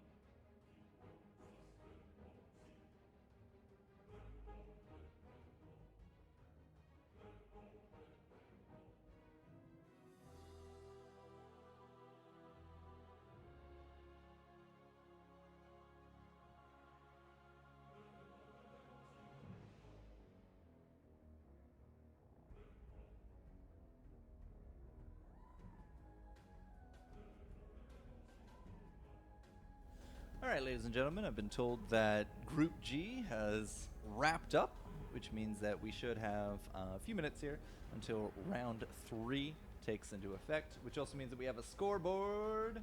Boom. Digi with back-to-back first places. Wow. So Digi, of course, 30 points up at top. Orbitex second. Edusito second to first. And win with second, with first to third are going to be your top 4 for this next lobby. I guess Swift Panther has actually done well enough with the first to fourth to stay into the top 8. Glucose with 2 and 2, 4 and 1 for Funchu, and 4 and 1 for Take 177. We saw them in Group D at the very end, actually, take out the win on their group, which brings us into round 3, which I believe is only 2 lobbies. So top 16 will play, which means anything from Tomato upwards is going to be our top 16 today. We will be focusing on Group A for the next round, which should be a pretty packed lobby. Now, we saw, we haven't really seen, well, that's not the right button. We haven't really seen a lot of kind of variance when it comes to some of the outlier comps anymore.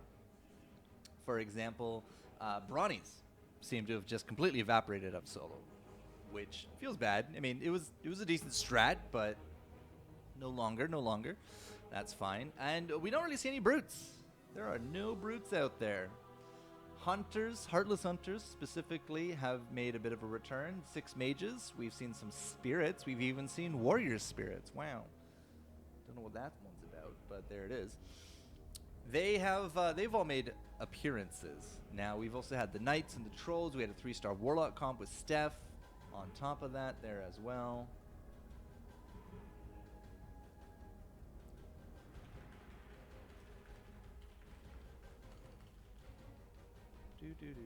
Alright, people are starting to come into the lobby, which is pretty sweet. Yeah, so, you know, it's, times are changing. The new 3-stars are, you know, kind of game changing, like Steph was forcing into Warlocks, for example, right?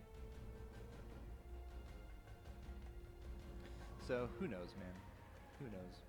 The game is still ever evolving. It kind of feels bad that there's no international this year, because if there was going to be an international this year, for sure there was going to be some kind of Underlords show match, right? That would have been fun to see at Seattle or wherever it's going to be. It's typically in Seattle. I think it was in Vancouver one year, and it was in China. I want to say the international was in China last year. I could be wrong. Dota's not exactly in my mainstream of games anymore, so take that as you will.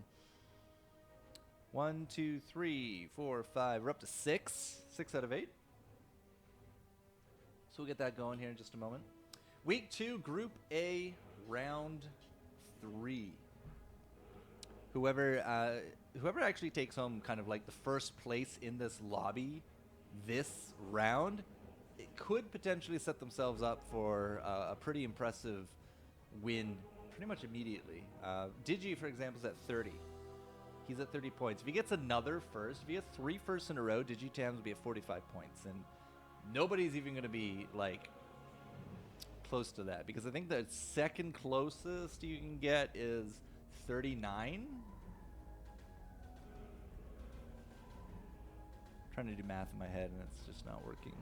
We're at 27 and 12. 27 and 12 is 39. Nope, I got it. We're good. Those are the correct numbers. Yeah, so if Orbitex gets second place and Digi gets first, we'll be at 45 to 39, which just by itself, those 6 points, could very easily just mean Digi places very well in the last round and wins. Doesn't have to be first, just has to be into the, you know, better than Orbitex kind of deal. And it could just be a straight win. That being said, nothing's left, you know, in stone. Bursting, for example, right, had phenomenal starts. In one game, he went for 100 health in 22 rounds. The next game, he was out in 7th. Same comp, different players, different luck. So it's anybody's guess at this point. And it looks like we're just going to be waiting for the rest of everyone. But yeah, so Digi gets 15. That puts him to 45. Orbitex can get 12, and that puts him into 39. If Orbitex wins, And Digi gets second, they tie. They'll both be at 43. 42? 42. They'll both be at 42.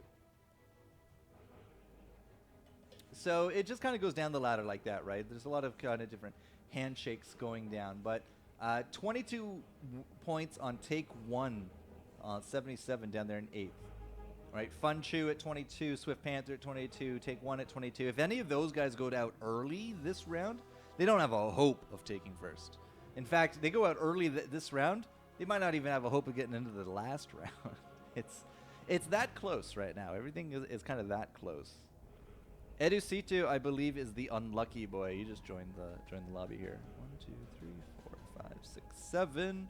Just missing out one more. Who are we missing? We have Digi and Orbitix and Win and Educito. Glucose is here. Panther. Where's the Panther? Yeah, we're missing Swift Panther. Once Panther gets in here, we should be able to start the round. Easy peasy. And we'll go from there. Woo! So how was everybody else's week this week? I know that we didn't really seem to get a... There's Panther. We didn't get a patch this week, I don't think. I'm pretty sure we did not get a patch. Go to Underlords. New update was last week, yeah. No patch this week feels bad, man. Feels bad, but it's just how it goes, right? Just how it goes. Me and my man cave, my dark little man cave. Just me alone with my inner thoughts. He's kind of muted right now. He's not saying great things about some of these players, so... It'll just be me. All clear. Sweet. Ready up. Fight. Fighter. Round 3. Should probably unmute the game while we're at it. Did you see that we finished? There we go. You see that we finished the puzzle this week? It's a pretty easy puzzle, to be honest. Pretty easy puzzle. Feels good. Is anybody going to get anything fun? 2 razors for Fun Chew. Right off the bat. Nice. Okay, well, we're definitely going to be watching Glucose because Glucose has Bloodbound. Yep, get that Ogre Mage up there. Make it a sacrifice. Win game. Now, well, we say that, but yeah, if we actually get blown up by that Shadow Demon, then the Bloodseeker could actually just get put to bed pretty quick. Didn't put the Ogre Mage first for the sacrifice. Doesn't seem to matter. Tusk will be the only one that goes down here. Yeah, we needed that ult to be kind of thrown on top of the Bloodseeker. So Glucose has a pretty good start. Bloodseeker with 1,500 deeps. Not bad, not bad. Do you go for the Kaya? For the Chainmail? Could absolutely re-roll. But it's probably between one of those. Yeah, and Kaya. Who do you even put the Kaya on in this comp? Put on the Razor? Buy a Razor, put on the Razor?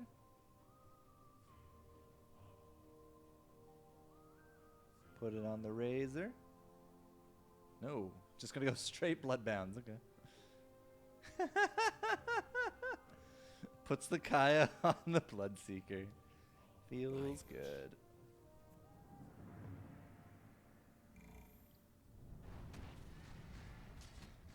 Well, as long as the Bloodseeker doesn't go down first, should be fine. But it doesn't really matter who goes down first, actually, if you think about it here. Oh, man, that Bloodseeker is just getting, like, thrown to the wind. Oh, God, everything's going to go down at the same time. Now, that was an insect round, I'll tell you that. Funchu and the insects just eating their competition alive. Feels good, feels good, feels good. All right, Glucose, what else you got? 2-star Bloodseeker. Let's do it, baby. No, not interested in doing it, baby? Nope. I'm just going to sit here. 2-star Witch Doctor for Swift Panther. That's pretty early. Round 3, 2-star? In solos? Feels good. Not going to buy either of those. Wow. Okay, so... All right. Yeah, just sell that.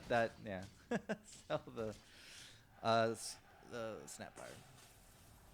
Glucose losing is not super worried. Gets free rerolls out of it. Feels good. Take one though. Did go up to 4. So did Ansalima, and so did Digi. Wow, a lot of people looking to protect streaks. Digi doing the same thing as Glucose there. Has a bit of a better item with the Ogre Cap. The Ogre Cap is on that Chaos Knight. Feels good. So I guess the Chaos Knight is supposed to be the bait. Or something like that. There's some 2 stars. Look at some of those 2 stars coming there. That's a tough board to win on. Win and win with 3 2 stars. Hello? Glucose not doing so bad either with the double 2 stars. He bought those Venomancers. Now the Venomancers have the Kaya. Which again, I'm not entirely convinced is going to do much for the wards, but there it is. 2-star Warlock for take 177. Will we see a 3-star Warlock build? I can't imagine, right? Get stunned. That is one angry Chaos Knight, guys. He's super angry. Right, well, Digi at 4 units will still continue on his streak. Stopped the streak of take 1. And Salima. Anselma? Ogre Cap? No, there's nothing to Ogre Cap this. Venom or Cloak, right? Probably Cloak for long term, but Orb of Venom is underrated, man. Yeah, I'm going to take the Cloak. He even put the Cloak on. Razor. Yep. Alright, 2 stars are kind of flowing in fast and furious here. That's not so bad. Alright, Funshu. Funshu and Digi are the 2 streaking right now. Their efforts will be futile. Alright, and Funshu and Win and Win. It'll be Digi up against Orbitix. Orbitix still at 3 units, not likely to win. This is a duel of the 4s. The Razor's doing some good work, but wow, Funshu just got completely smashed. There is something to be said for Tiny, man. And Tiny has magic resist. Oof. Razor, Arc Warden. Yeah, Win and Win's board is pretty stacked with those 2 stars. Has that Storm Spirit on top of it as well. So magic. Yeah. All right, swap that immediately in. Oh, man. Digi still streaking. Gets himself a 2-star Chaos Knight in the front with 3 Bloodbounds. Got rid of the Seeker. Okay. Oh, no, Seeker's still there. My bad. I thought I saw a Warlock in there at one point, but put the Seeker in instead. My God, Funshu! Oh! How many 2 stars you need, brother? Oh my God, more than this, I guess. Glucose just murdered him. Oh, Funshu is not the one with the 2 stars. That's why. It was Win and Win with the 2 stars. That's what that was. Digi does win up against Educito. Not really too much of a surprise. Not with the power of the early Bloodbound. And Win and Win now starting to streak there as well. So Glucose, Win and Win, and Digi all streaking up. Some of these comps coming together. Some of them still kind of feeling it out. 3 sets of barricades. So what will Digi do with his barricades? Doesn't seem to have a super clear direction yet. We ride to victory. Digi versus Take 1. Both of them at 4. 99 health apiece. Somebody's going to lose it here. That Bloodseeker's just doing work, man. The Chaos Knight is soaking up so much of this damage. It's great. And then the Bloodseeker goes down after he hits everything. Maybe. Well, he went down. I'll give him that. But as soon as... Oh, he didn't go down. Okay. Doesn't even lose anything. Well, he lost 1. What did he lose? He lost the bat. Or, yeah, he lost the bat. That's not the biggest of deals. Glucose will win up against Win and Win. Summoners? Nope. Just scaled 2 stars. You know what? Scaled this early on. It's actually not that bad. We do got magic. And we have some primordials. Which means magic usually. And so the scaled actually is not terrible this early on. We'll see if it pays out in bigger dividends by the end of it. But Digi, 99 up against Swift Panther, 82. It's 2 Knight, 2 Mage. Not 2 Mage. 2 Knight, 2 Troll. Oh, that bat is basically donezo at this point. Yeah. The Bloodseeker just trying to follow the Weaver around. It does get the Weaver and actually goes for the double. Man, if we can find a Pike, building out this Bloodseeker might not be the worst option. This Bloodseeker's doing good. Real good. Chaos Knight is just such a broken unit early on. One of the best tier 1 units, hands down. 100%. So Digi will continue. 7 streak. Looking for 8. Streak complete. Extra cash. Chrysalis is okay. Blink Dagger doesn't really see a lot of day, so to speak. But we do got the Desolator instead. Who do you put the Desolator on here? The Bat? I'd imagine the Bat. Okay, never mind. It's going straight onto the Bloodseeker. Digi's going to be spending some cash. Going to be probably selling off, yeah, the Shadow Demon. Nobody cares about Shadow Demon. Yeah. Alright, so we're going to use this 2-star Bloodseeker for a while. Digi needs to get this last win, make it all worth it. Win and Win just went to 6. Interesting.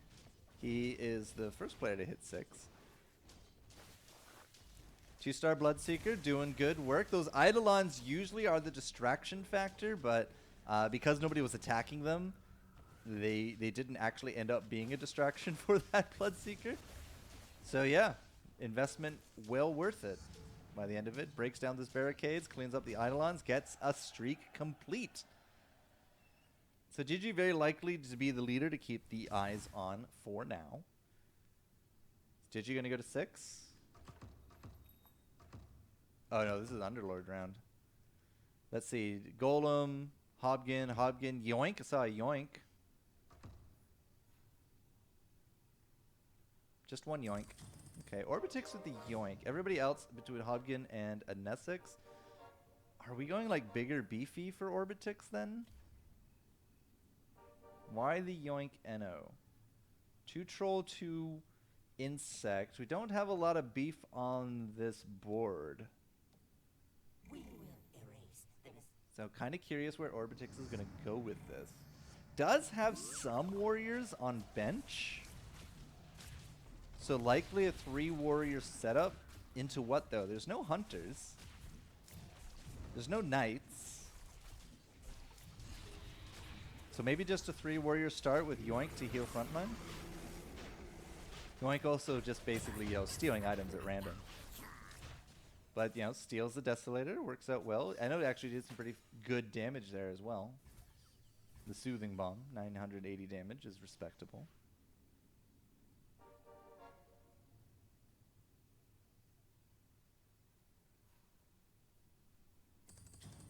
Alright, well, we'll keep an eye on Orbitix. Just not entirely too sure where the plan is taking him yet. Digi with the 2-star. Take 1. Let's take a look at Take 1. Has a Shadow Fiend, 2 Shadow Demons. Was this supposed to be a 3-star Warlock? Because I do not see it happening. I think that's just a sacrifice. 13 kills on the Bloodseekers. Not so bad. 49 damage. Kicks in.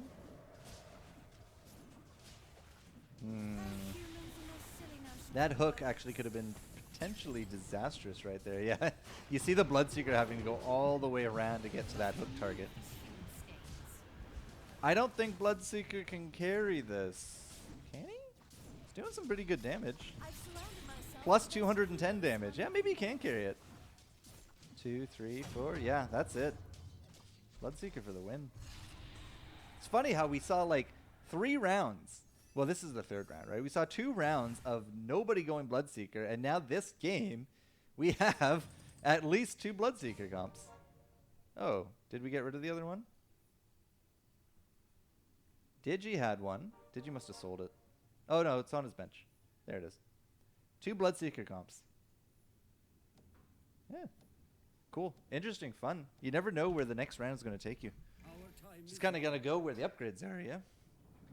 If I had to bet for Take 1, it's looking like Heartless is going to be the next slot in. So Heartless, Troll, Warlock, Healer? I mean, that's what it looks like at this point. Is the Bloodseeker going to be enough to carry this one? That little demon summon is such bait. 300 health. Like, the Bloodseekers go for him every time. With so many Anessixes, I don't know. I mean, the Bloodseekers are definitely going to be baited out quite a bit on those little guys. If you can't one-shot them, then yeah, they will be a constant problem for your damage. All right, Win is streaking. Unlucky Boy up now streaking. Orbitix down 49. Did he get that beefy frontline for level 7? How many warriors you got? 2, 3. There we go. That looks a bit better. So Warrior, Troll, Savage with a Yoink. This feels a lot more sensible. Orbitix comp definitely looked a little sketch, but this looks better.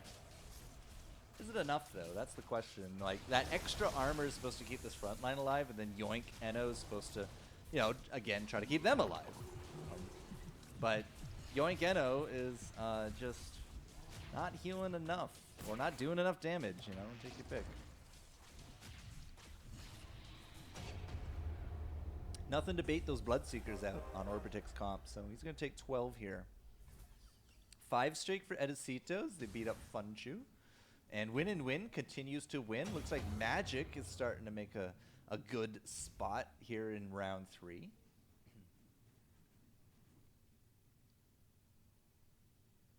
Not bad, not bad.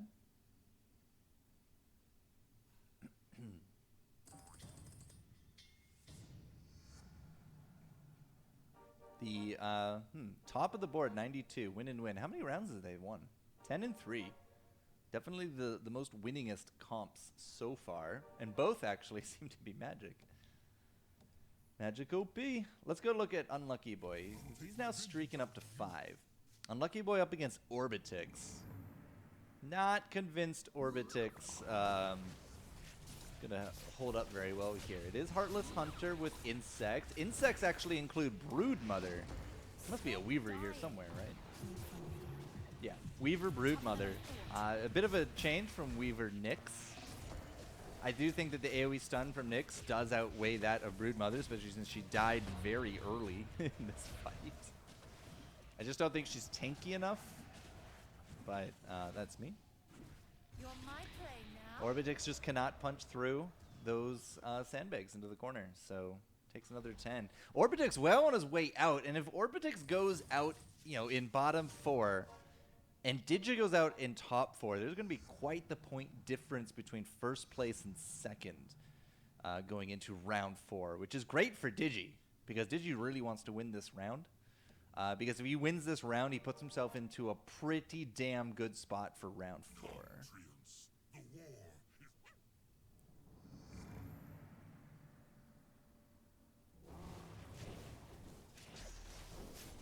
Okay, and Edocito here up against Swift Panther. The hunters seem like they're doing well. What did we actually... Yeah, we took a Spirit Bear. We enthralled a Spirit Bear. Well, actually, that Spirit Bear ended up being really useful. That was a good bit of muscle that Anessix needed there. But that 3-star... I think that 3-star Nature's Prophet is going to be enough for this win right here. Just, yeah, spawns those treants into the back quite a bit. So that's a 7 streak. Edocito's Druid Splash ending up being pretty phenomenal. This 1-star Broodmother is not worth it, in my opinion. It really isn't, Edocito. I know you're winning. It's great, but she just doesn't live long enough. At 3 stars while alive, Broodmother makes all allied Spiderlings invulnerable. How cool is that? Not that she's here anymore. She's gone. She's dead. We got into the 4 Heartless now, but yeah, the Broodmother, especially a 1-star Broodmother by round 16, is just not enough of a tank. absolutely not enough of a tank. So 3-star Magnus this time, no Treants summoned into the back, but you could see just the Windrunner actually beats up Sandbags quite easily. Wow, that was really good from them. Still trying to use these Treants to tank, using the little demon guy to tank there as well. We stole the 3-star Treant, and now they're just mowing down Fun Shoes, so that's another 12 damage going their way. We're now into heartbeat ranges as Unlucky Boy finishes that streak. Good stuff. 4 Heartless really brings out the power of these hunters.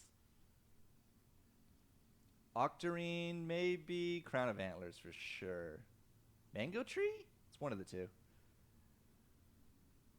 Crown. Yep, got into the crown. Crown on the Natures.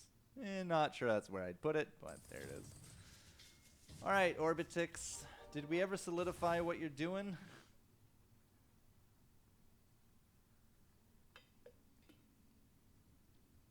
Round 17 and 22 health. You know, for such a high-placing, consistent player, this is not looking good. We do got the 3 warriors out. We have the Yoinkeno there as well. Even a lone druid for the druid splash. Is that a 2-star lone druid now? It is. Where's the other druid? Wait, where is the other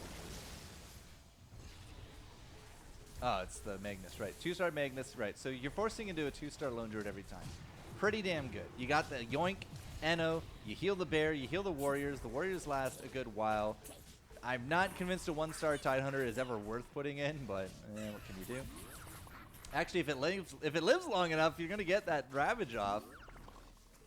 Will it actually live long enough? We got the healer bonus, we got the warlock bonus. Okay.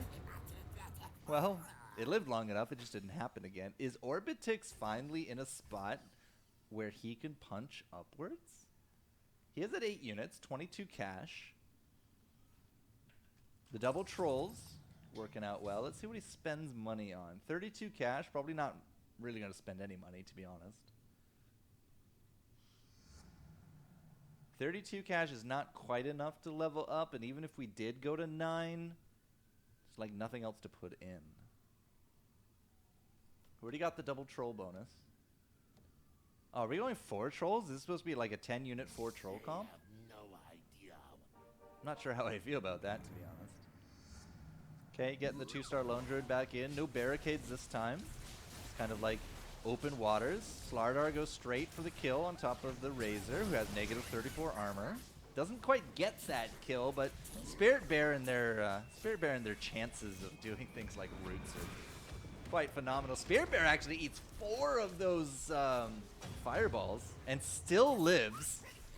Getting healed by the Yoink Eno. Guys, I think we're finally starting to find the comp for Orbitix.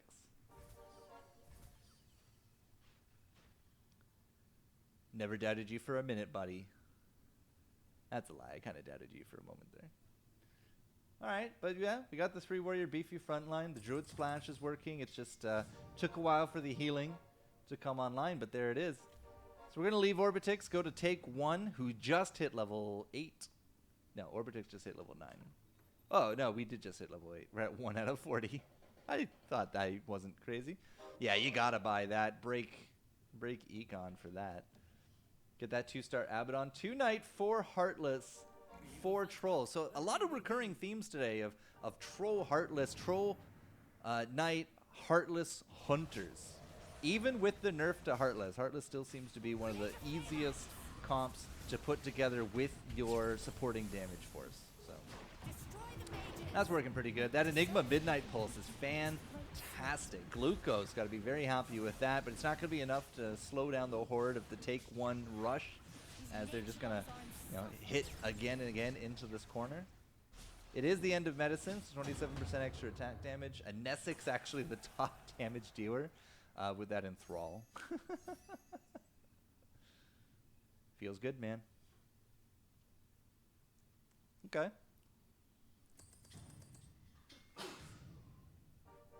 So if Take 1 isn't the one losing... Oh, we left Orbitix and he lost. Damn. So he's down to 10. Take 1 at 12. Swift Panther here at 30 with 4 Trolls, 3 Hunters, and Heartless. Who needs frontline anyways when you have barricades, I guess? Glucose with the 6 magic. Didn't put the... Hello? Pipe? Okay, moved the pipe at the last minute there. Thank God. Let's go check out Orbitix. Alright, Orbitix and Digi. Digi with the barricades on the side to protect the side, so has a lot of confidence in that front line. That 1-star Tide does not end up hitting that many units. That feels kind of bad. And again, I'm not really ever convinced that 1-star Tide is worth it. But Orbitix needs to kill, I think, 1 more unit. 4 damage.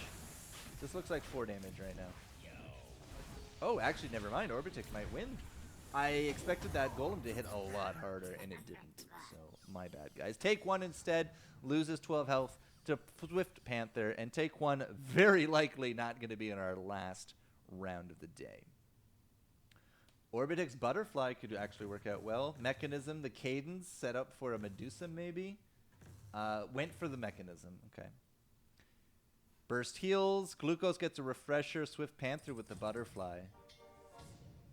And now Orbitix has staved off death 1 more round. 4 people in the heartbeats. And Orbitix has a 3-star Druid on board. Fun! Is level 9. Does have a much better chance of finding, like, Warlords and stuff. Oh, hello.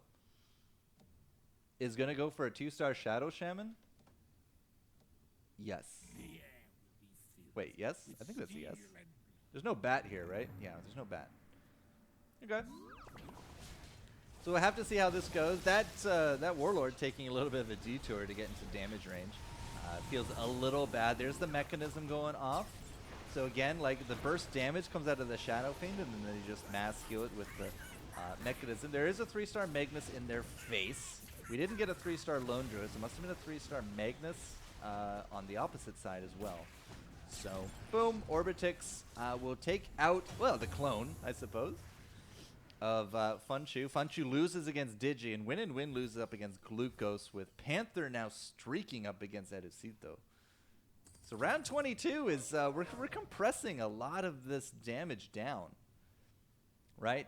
Between Orbitix and Unlucky, there's 47 health, but like 57 to 45 to the 30s and 20s is not that far off. It's still anybody's game. If anybody has like a really good round, you're probably looking at a knockout potential, right? 10, 18, 22, all potentially knockoutable this round. Now, with that front line, Orbitix actually steals out the Kaya? I thought Yoink would take, when an enemy dies, Eno loots them if they have a better item. Okay. Yeah. Stealing this Kaya, I don't think is the best thing that an Eno could do. There we go. Steals the Pipe of Insight, but it's a little bit late now. Doesn't seem to matter. Maybe it did matter. But 19 health to Glucose. It's not quite 22, but it's still, again, putting Glucose into the firing range. Win barely loses. Digi has 1 up against the clone, and Funchu punches upward to Swift Panther. With a 3-mage splash, has a Medusa on bench? Hello? Okay. Good times. That's the breadwinner right there. 2-star Tidehunter. Hello. Whoa. Glucose. Glucose is angry. Angry that he lost. 2-star Elemental. Has a Medusa. Wow. Doesn't even go for it, though. Also has this Lone Druid, just keeping it away from the other Druid people. But Glucose and the magic, right? It's got to work right here. It's got the Disruptor Enigma up front, looking for that immediate ult. That could have been a better placed ult. If this Enigma ult was with this Disruptor ult in the corner, oh my god, people would be dead right now. But look at the power that it still has. It brought down this Magnus slow, and the Shadow Fiend was able to just kind of do the rest. Here comes the 1-star Cavalry with Glucose. So Glucose will punch up. Glucose wins against Win and also 1 up against Edusito. So he's not that weak. Just needs to make sure that, you know, some of these random things happen as much as they can. Orbitix wins up against Funchu. That puts them down at 4. Digi down at 13. Still only the 1 knockout here in round 3, but again, The health is compressing. The health is becoming one-shot territory for at least 4 of these players right now. Digi spends all his cash, goes to 10. Who is his 10th unit he put in? I have no idea, but he just spent everything. And Essex is going to throw the little demon baby right there. I don't know what this space is here for. I don't know what that's for. I guess, yeah, because if we move the barricade over, this would become a spot where they could attack the Necrophos. So it's just dead space. It's places for the lesser trained to go. That's what it is. All right, I saw the cast go in. The stuns are starting to work. We got a Lich bouncing around, though. That's going to be a winner chicken dinner on the Legion Commander before they go down. But with the Golem in the back, a 3-star Golem is a pretty hefty thing to kill. Look at the health on that sucker. So was that enough? That does look like it's enough. The Trolls are moving forward. The Necrophos moving forward. And then Edocito takes 11 from Digi. Nobody's dead. During all that, nobody dead. Lads, Tombstone, double Tombstone, Bloodthorn to come through. Shivas, I would imagine. Yeah, Shivas for Digi. Horn of the Alpha, another Bloodthorn there on top of things. So 2 Bloodthorns in the mixes now for some of these more damaging comps. We have 3 mages still alive. 2 sets of hunters, 1 knights, and then just kind of some splattering of trolls everywhere. 3 health, 4 health, 10, 13, 18, 23. The only person that's not one-shot is Unlucky Boy. And we got 3 people at 10 health. Digi's going up against Win and Win. Digi's also going up against Glucose. Swift Panther and Funchu, Unlucky Boy, and Orbitix. So with that Shiva, I imagine that Digi's going to have a much better time against like these Hunter comps early on to set up. That's a really good disruptor ult from Win and Win though.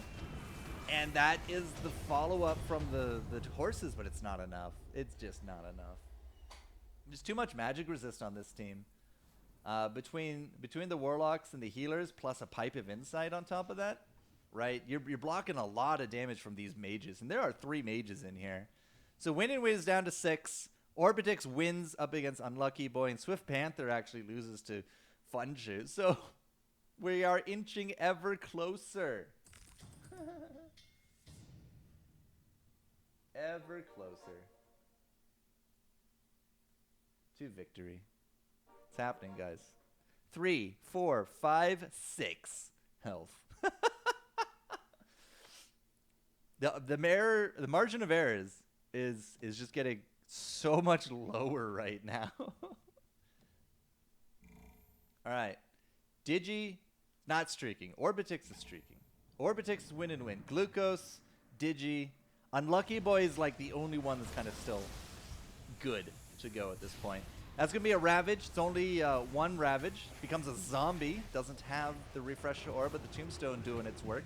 Tombstone's still actually doing a phenomenal amount of work for Swift Panther. It's really hard to break into this back. We did get the Nesix Golem into the back. Glucose is out as Funchu does beat him up. Digi is actually looking pretty hard here. This could go either way. We really need more of these Serpent Wards up there to soak some of this damage. The Troll Warlord is still going, very healthy. On top of that, has a Butterfly, so this actually is not looking so bad. But that's going to be a Troll Warlord Butterfly on the other side as well. And they're going neck and neck. Oh my gosh, they actually kill each other. That's phenomenal. Digi, though, does look like he will be strong enough with the heals. They got the Dazzle. They got that Warlock. They're only up against that Mirana, and it's just not going to be enough. Swift Panther is out. Digi kicks him to the curb. Orbitix loses, but is still in the game at 1 health. So we lost Glucose, we lost Swift Panther, but look at the health left over. 1, 4, 6. Orbitix, it's your last chance, buddy. This is it. This is do or die time. Funchu actually eliminates the Swift Panther, and Win and Win is just not winning. It's down to 6 health. Unlucky Boy still with 33, 10 units. Our top 3 players all have 10 units. The 9s will forever be stuck at 9s. Orbitix has to win up against this clone. That's going to be a really good disruptor ult. Where's the Enigma? Maybe not. We do get, I think, a hook. Yeah, that was absolutely a hook onto the Crystal Maiden. So she's down. The water elementals just kind of just jumping around as the Morphling does Morphling things. But the real crux of it is that this Warlord is still alive. Well, it was! Still got run over by a bunch of horses. Oh no, Orbitix! Do you lose? No, Orbitix, this was your last hurrah. Go, Enno. You can do it. Just gotta dodge. No, he doesn't dodge. That's it. Orbitix in 5th, and Digi wins against Win and Win. So if Digi gets a few places on Orbitix here, Digi will extend that lead going into round 4. I mean, I'm 100% sure Orbitix will be in the last round. But Digi now has a really good chance to keep extending the lead over Orbitix into the final round to create a buffer when it comes to the final evaluations. Let's look up Funshu here. Funshu with the 6 mages hidden behind those barriers. No mango trees, no target dummies. Has the 6 mage with that Lich into 2 Heartless. Jeez, everybody's just going flying. There's going to be the Disruptor. Disruptor ult is so good against all these mages players. And now we're going to have just Liches bouncing back and forth. We got that Alpha there. That Alpha actually soaking up a lot of damage, dealing a lot of damage from that Horn, and it's going to be enough. Win and Win is out in 4th, and Unlucky is out in 3rd, taking 20 damage from Digi. All of a sudden, 33 health evaporates in 2 rounds, and Digi and Funshu are left standing. We get a Shiva's Guard here for Funshu, and Digi gets a Black King Bar. A Black King Bar up against 6 mages. Digi also has a pipe. This is great. Digi's feeling invincible right here. This could be the 3rd first place of Digi today. 4 healing, 3 warlock, has the Black King Bar on his Legion Commander with 96 dual bloody damage. 4 trolls, 4 healer, 3 warlock, 4 knight with a full 10 complement on board, ladies and gentlemen. This, if Funshu can punch through this, I'd be super surprised. I really would. Shiva's on both sides going out. That's going to be a fantastic silence in the corner from Funshu. But now the silence is done, can they burst them down? The horse is coming through. And actually, you know what? Digi is not looking so great all of a sudden. The healing is coming back in, though. The healing has stabilized. We got that summon down into the corner, and that second cavalry comes up short, which means Digi goes first, and now going into the last round has the maximum amount of points available to him as a player in a round week. I will give credit to Orbitix getting 5th. He went down to 10 health super early in the game, but eked out a 5th place, got scammed into a 4th, but this is going to create quite a bit of a difference when it comes to the points. Digi is going to have something like a 9-point lead over his opponents. It's actually going to be kind of disgusting. 3 back-to-back first places. My goodness. Ladies and gentlemen, can we just say Digi the God? Oh, I am super impressed. Digi has always been an impressive player, but 3 wins in a row. Can I leave this match, please? Hello? Done and done. My God. Okay. We are going to wait for the scoreboard, take a quick break, and get round 4 ready to go. But my God. This is going to be good. Digi, you beast. Phenomenal beast, you. That was fun.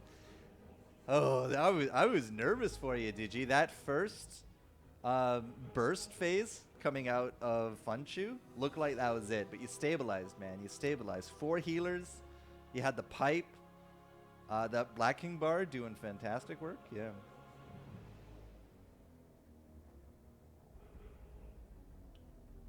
Mr. Warlock. I like how everyone calls him Mr. Warlock.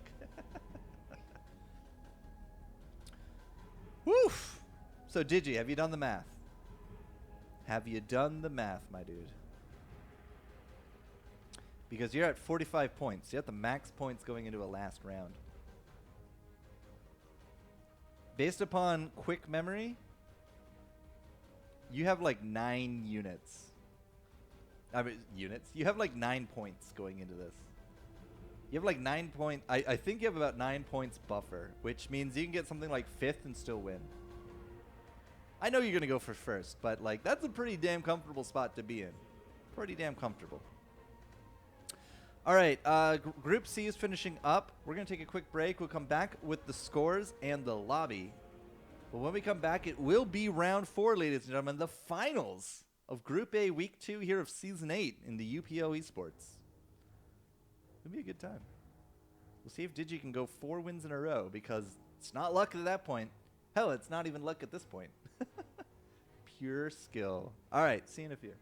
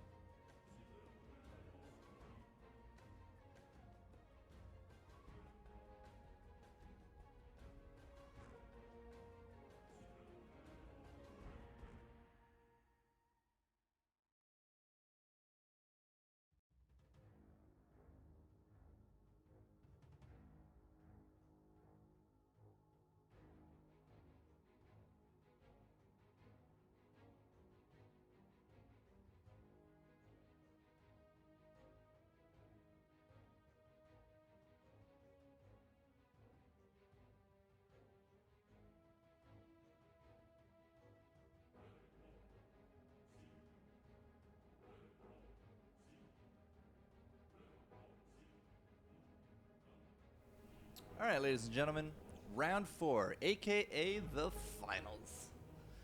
We have our scoreboards upgraded. We have 7 people in the lobby. 1, 2, 3, 4, 5. There we go. 8 people. So before we get into the lobby, let's check out the scoreboard. Did I call it or what, ladies and gentlemen? 9 points between Digi and Edocito. Funchu with that second place coming right up to 34, but 9 points. You can only get 15 for a win. So 15 for a win for Edocito puts him at 51, right? 9 points is what Digi has to play with, which means anything higher than, or anything lower than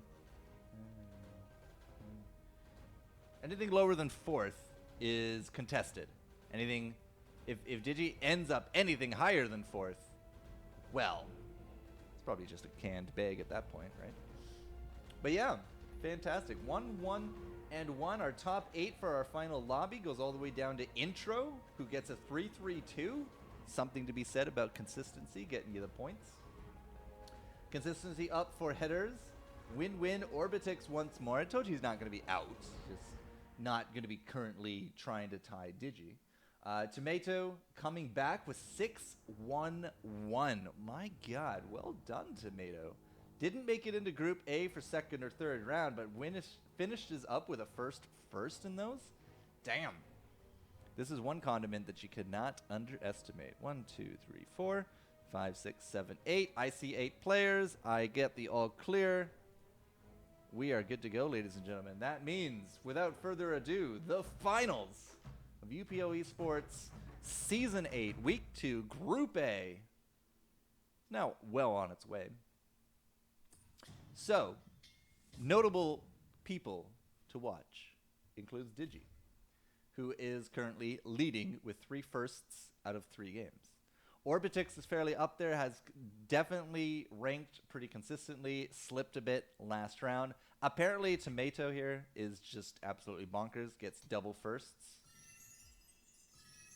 Fireworks! Yep. So anybody's game at this point, but 9 points is the difference between Digi and Edocito. After that, it's Funchu with 11 points difference after that. Tomato and Unlucky Boy both open forted and got each other and drew. Feels bad. When you try to open fort and you hit the other open forter. Yeah. I actually, now that I think about it, we are not open forting, like, really at all in most of these players. Most of these players just aren't open forting whatsoever. Oh my God, he got it. Did you? Scammed. Pretty funny. Pretty funny. Tomato and Unlucky will stay at both 100. I'm pretty sure they don't get their free rerolls, right? If you draw like this. I know you go, your name goes in red. You don't get a free reroll for drawing, right?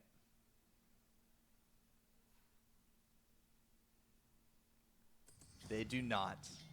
Oof. Oof. Open forted, lost 0 health, did not get free reroll.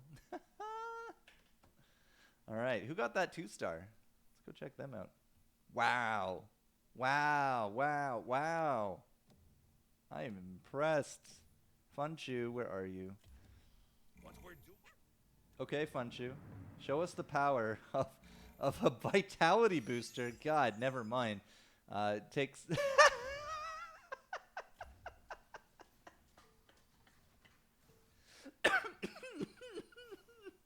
The Unlucky Boy is actually living up to his name. Double open forts into double draws. Oh my God. All right, Mr. Warlock. Oh, Mr. Warlock will actually clear board, but loses? Takes 0, but loses. So Digi will happily take that, I guess. The Unlucky Boy. Still at 100. Doesn't have a win to his name. The Unlucky Boy, 0 and 0. Oh my God. That is fantastic. Double 2-stars for Funchu. We're going to go back to Funchu. That is real tough. We have a 2-star with Heartless. And, well, finally, Unlucky Boy will get that free reroll. In fact, 3 of our 4 players get their free rerolls this round. Intro versus Orbitix, though. Intro is looking down the barrel of a lot of red and just gets punched to death anyways. So, yeah, there we go. Quite a bit of open forting, which is a little refreshing. A little stale, but a little refreshing. Digitams is going for the perfect tournament. Absolutely is. You are right about that one, Zex. Digi with another 2-star, or his first 2-star? Where is he? Oh, maybe it wasn't him. Who got the 3-star? Ah, 2-star bat for Tomato. That's what I saw.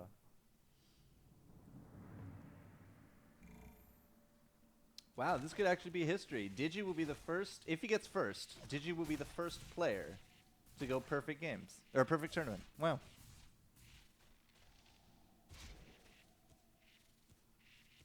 Well, thanks. In a year full of tournaments, thanks for that, UPL.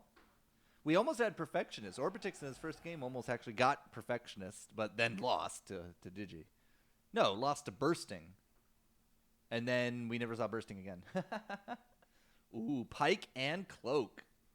That's what you want to see. Intro. Thinking about both. Said no?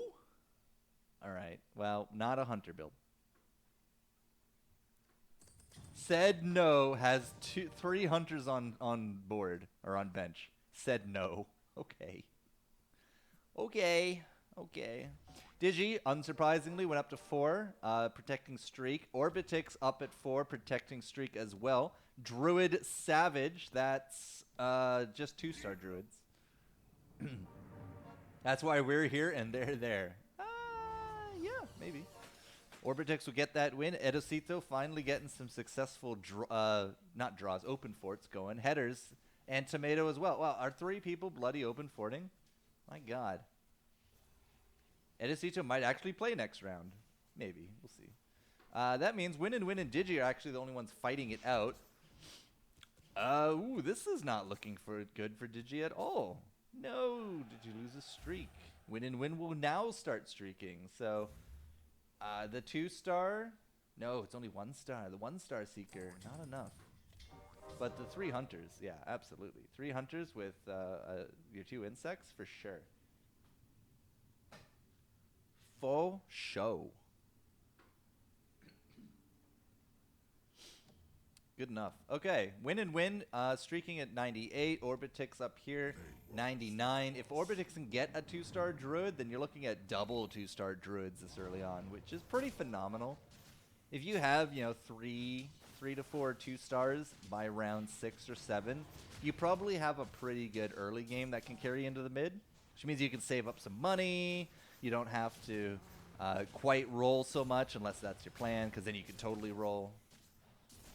Yeah, the star bonuses here is pretty hefty. Digi will take another 8.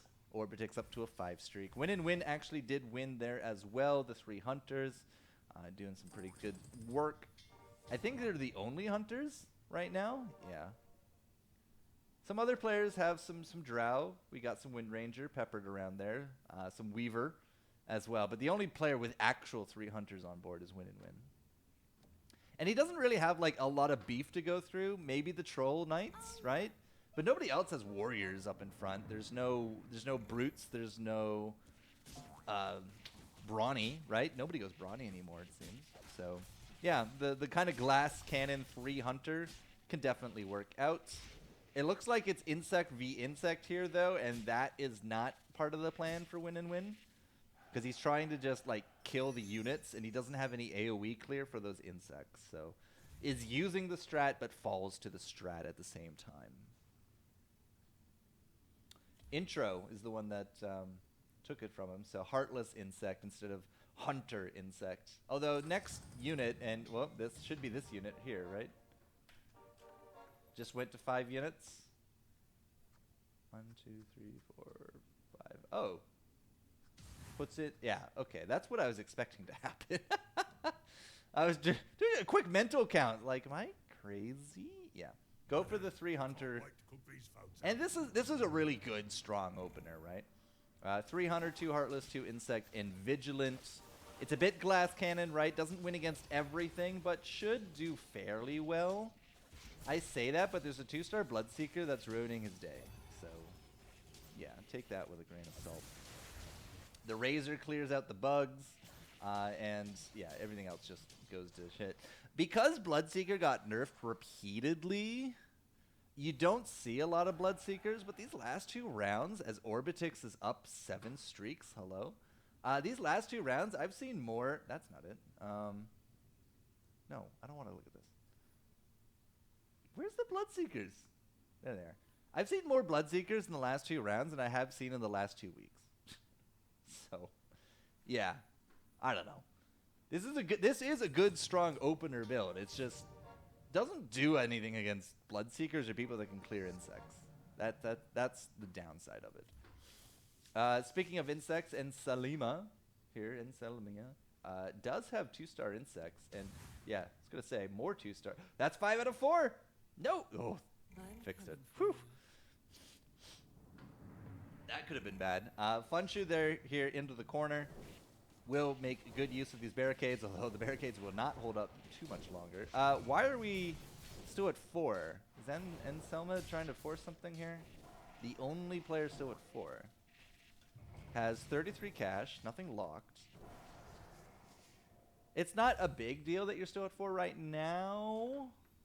11 out of 50. Okay, there's 5. Just kind of curious if were we forcing something? These are blue. Grays. Just all grays. Just forcing the tier 1s. Lots of druids. Ooh. So friendly fires, demonics, friendly fire, enthrall. All out attack? Hello? What? Enthrall and friendly fire. Okay. Everybody is an Essex or Hobgin except Funshu. Funshu's all out attack. Alright. Funshu looks like they're completely set up to go into Hunters. But then got Eno. I don't know anymore. I just don't know. 3-star Nature's Prophet in the back? Oh, God. Well, that's terrible. The all-out attack will do okay here. It will let the Hunters breathe, but the Hunters actually just dying before the all-out attack even gets off. The poison stacks are going to be great, but oh my goodness. Just everybody else melts here. I don't know about this. We'll keep an eye on Funshu and what they end up going down the line, but if I see all-out attack, I'm expecting Brawnies. I'm expecting Warriors or Brutes, not Heartless Hunters.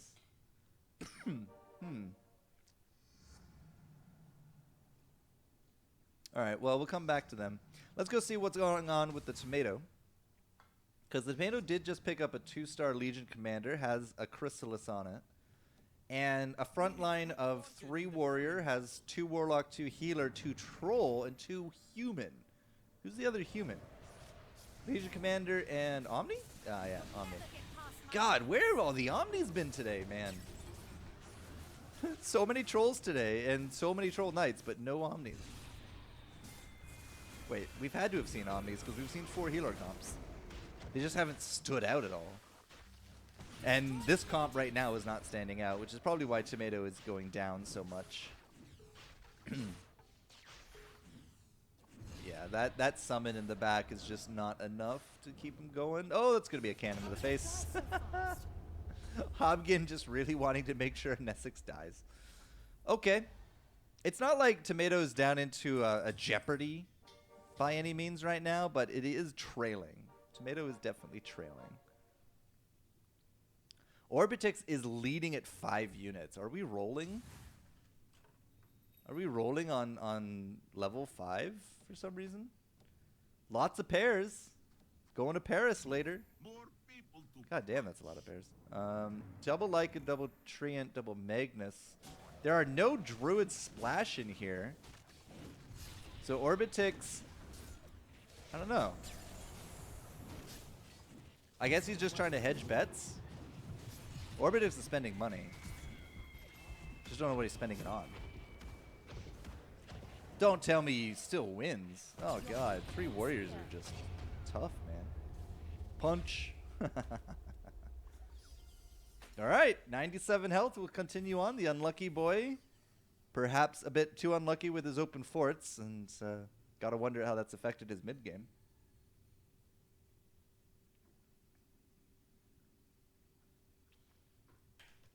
What are you looking for, Orbitix? What are you looking for? Crown of Antlers is probably not it. Octarine, I would imagine, is a no-go. Maelstrom, maybe? Get some AoE damage? It's Maelstrom. It's absolutely Maelstrom. We got a Cloak on the Tusk with 21 kills in 13 rounds. Hello? Damn. Okay, that Tusk is going to be a carry brawler for sure. Orbitic here, 28 cash. You going to sell something, buddy? You going to commit to something? No? Just sit here at 28 cash? Spends nothing. This shouldn't take long. Is up to 6 units, so that's where the cash went. So we got 2 trolls in. All right. Wait, Orbitix sold up to 30 cash before or after the cutoff?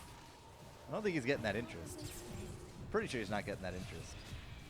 It's a bit of a weird thing to do. Oof, this is not looking good. That stolen 2-star though is doing some work. That Storm Spirit, zip zooming. Oh, the wards. That's good enough for a win. I think it's a 0 win, right? Because these are all just summons. Nope, counts as a 3-star. I guess it counts as an Essex, right? All right. Well, we'll wish you luck on your journey, Orbitix. Show us some of these units, baby. Just pre-levels. Okay. I'm just happy to sit there. That's fine. Who else is interesting to look at right now? So many druid splashes. So sorry, team. I did not get to my mute button in time there.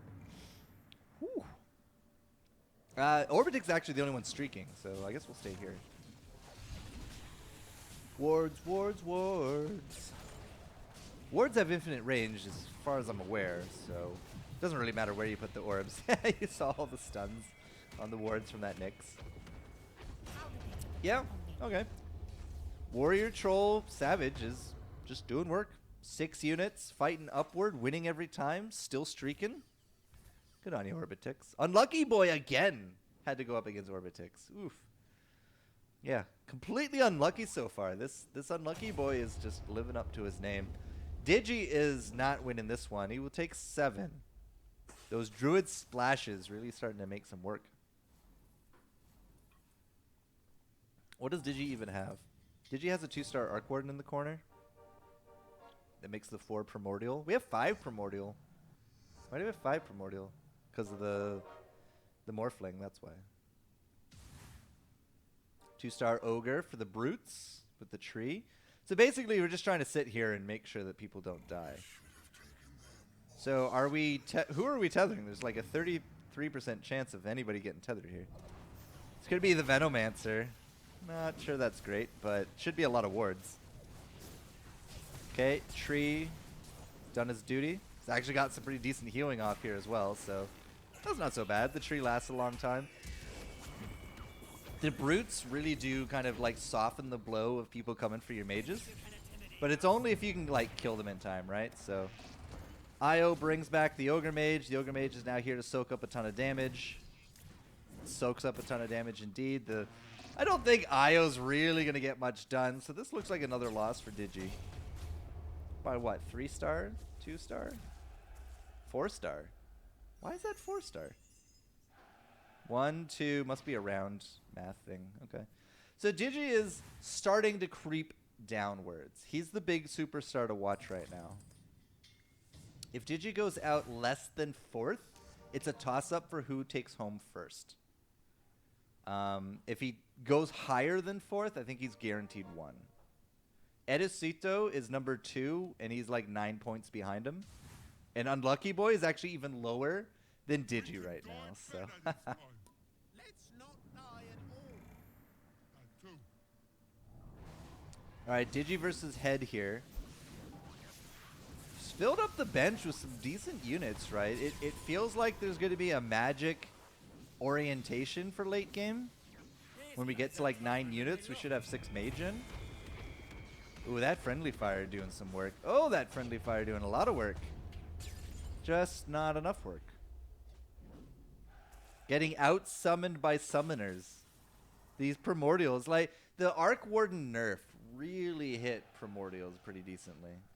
Like Arc Warden is really only here for the summoner buff right now. His summons are just eh. They're just eh. Mask of Madness is not something I think you go on this, so it's a Fedora instead. Who's a Fedora going on? Fedora's going on Arc Warden. Okay, I can see that. As a note, I might actually put that Legbreaker Fedora on IO. Even better would be put it on the Venomancer, because the Venomancer will then poison everybody. But I understand that he wants max wards, which is why there's a Void Stone here. All right, we're going to go back to Funchu. Funchu with the Heartless Hunters with Yoink Eno. We're gonna win. 4 Heartless, 3 Hunters has a 2 Druid splash. The Druids being Lone Druid and Magnus. Still don't really understand the Yoink Eno part. Alright, it's not even a Yoink Eno, sorry. It's all out attack Eno. But that was a great hook from Pudge. Pudge actually brought the Anesics into kill range for those Vigilant Hunters. And now with the all-out attack going out, does it buy enough time? It does buy enough time. It absolutely does, yeah. The Spirit Bear by itself, I think, can just finish this right here. So Eno at all-out attack, you can see up at the top here, right? Still winning games. It's just not something you pair with Heartless Hunters a lot. If it works, it works. A lot of people just went to 8. It's round 18. Quite a few level 8s now just chosen for people. So we'll take a look at some of the comps out there, right? Orbitix up here at the top. Why? Go back this way. With no Knights. Actually, the Knights are kind of not doing so great. Tomato with the 4 Knight. Unlucky Boy had some Knights, and he's down 29. Digi at 44 with the Mage Brutes. A lot of Hunters kind of splashed around the places, right? Vigilant Hunters seems to be the final mix of the day. That's hello. Wait, who has a Void? I didn't even see a Void, but damn, we saw a cube there. Funchu trying to punch up. Well, actually punching down. Funchu's at 9 units. I didn't even see the Void, but wow, that was a pretty overwhelming win. Poison Eno all out with a cube. Okay, I'm not crazy. I didn't see. So win and win at 8 units has a Void. Wow. 3% chance of that happening. Well, actually, it's 3% to get a legendary unit, and there's what, 5 legendary units, so it's a 3% chance for a 20% chance. That's pretty low. It's pretty low, but it happens. There's a Lone Druid for win and win, which kind of feels bad because we got 2 Lone Druids over here for Funchu, and he didn't get it. Oh, having 2 bears out is not the worst though, right? Having 2 bears that well, your Eno's not going to heal it. Why do I keep thinking that? Having 2 bears as like the front line. Oh my god, the Anesics got hooked again. Orbitic loses at Anesics, gets nothing out of her. No enthrall. 1 end of medicine. But yeah, 2 bears is not so bad for the front line. It's a front line replacement. Alright, this does not look good for Funchu. The Eno doing work though, but these wards in the back are going to be doing some pretty hefty damage. Is that enough? That Geodo Demon might have changed the course of all this. Oh, the Polos punch still happened.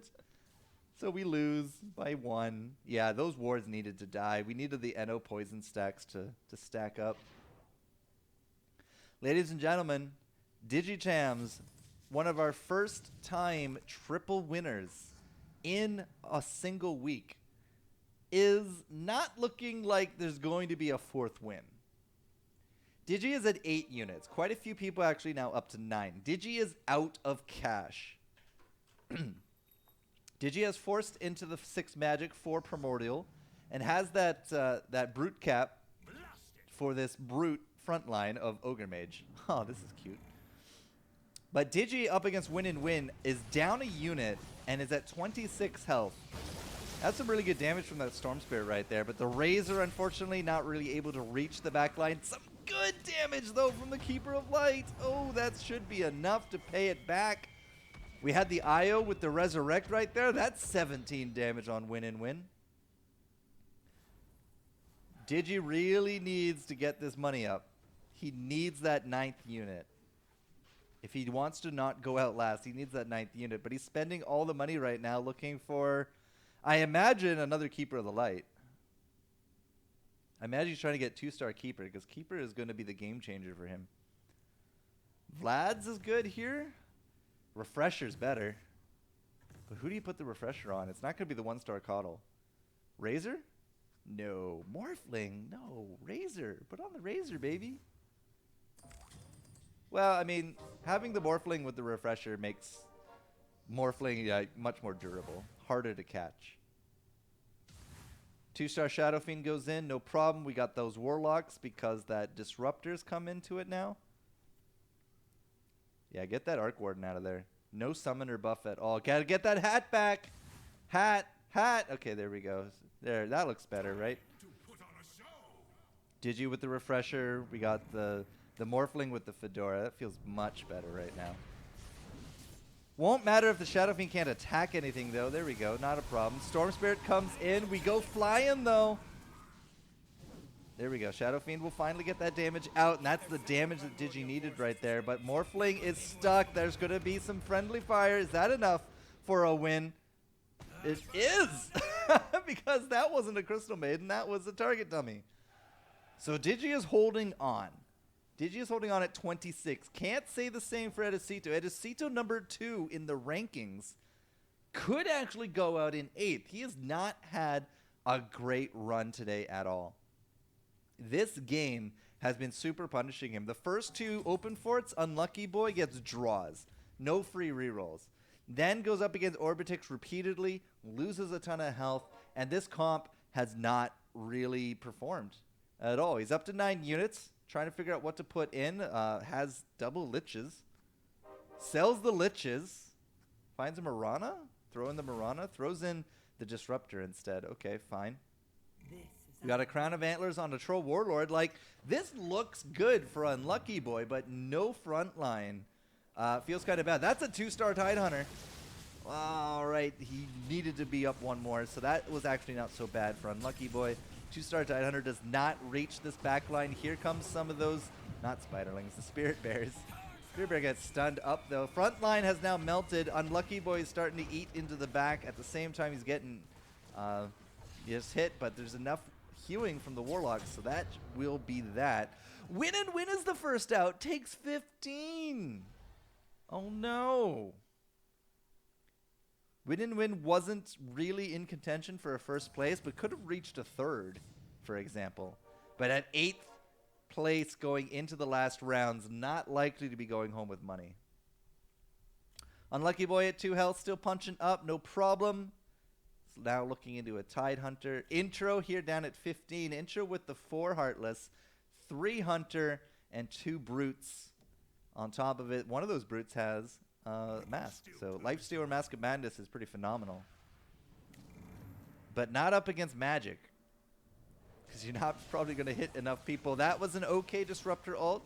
Storm Spirit gets into the back there. That's, again, mitigated for that Tidehunter. It's not the best. Lots of low green, and these reds are still looking healthy. There's the Refresher hit from that Shadow Fiend, bringing everybody down low. Oh, and the Cavalry is here.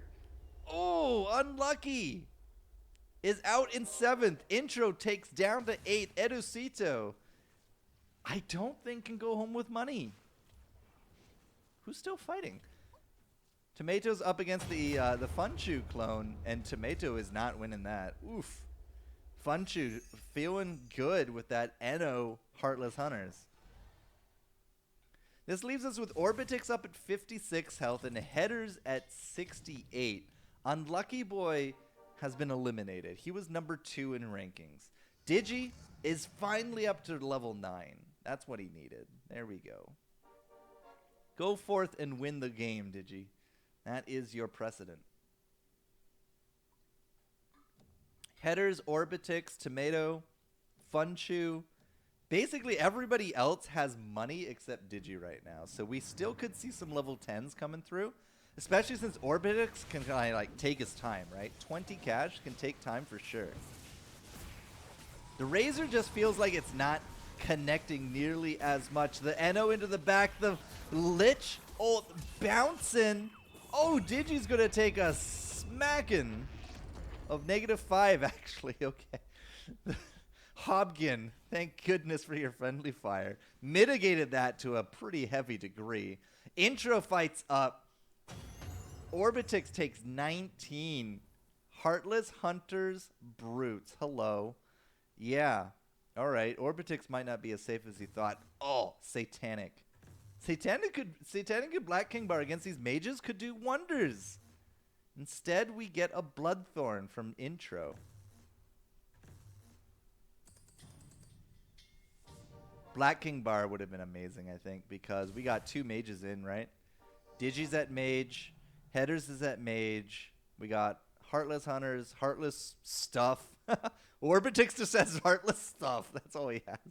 And Tomato with the 4 Knight, 4 Troll, right? And 4 Healer as well.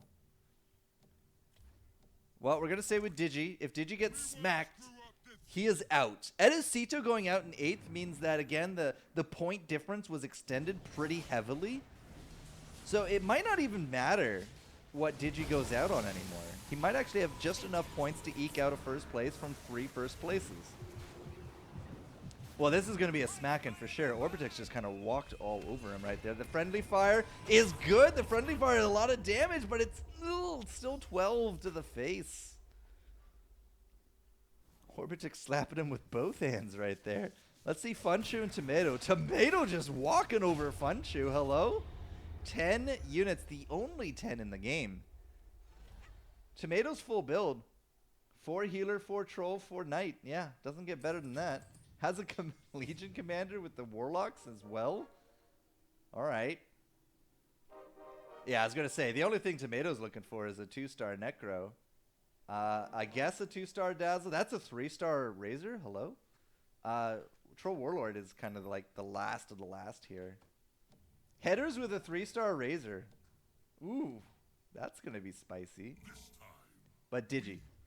We got to watch Digi. Digi and Tomato. Digi fighting into a 10-unit perfect comp from Tomato. Will we have enough? That's going to be Disruptor ult. That wasn't the best Disruptor ult. That's going to be 1 and 2. Where's the Refresher? The Refresher doesn't come through. The Shadow Fiend dies before the Silence wears off. That could have been a lot of backline bursted down. The friendly fire is not enough, and Digi is out in 6th. So Edicito went out last. Digi out in 6th.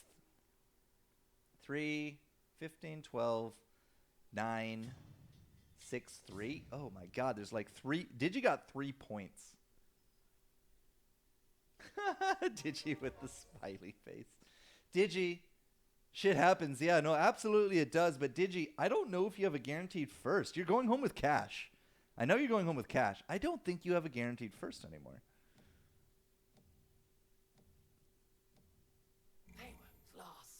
You're either going home in first or second.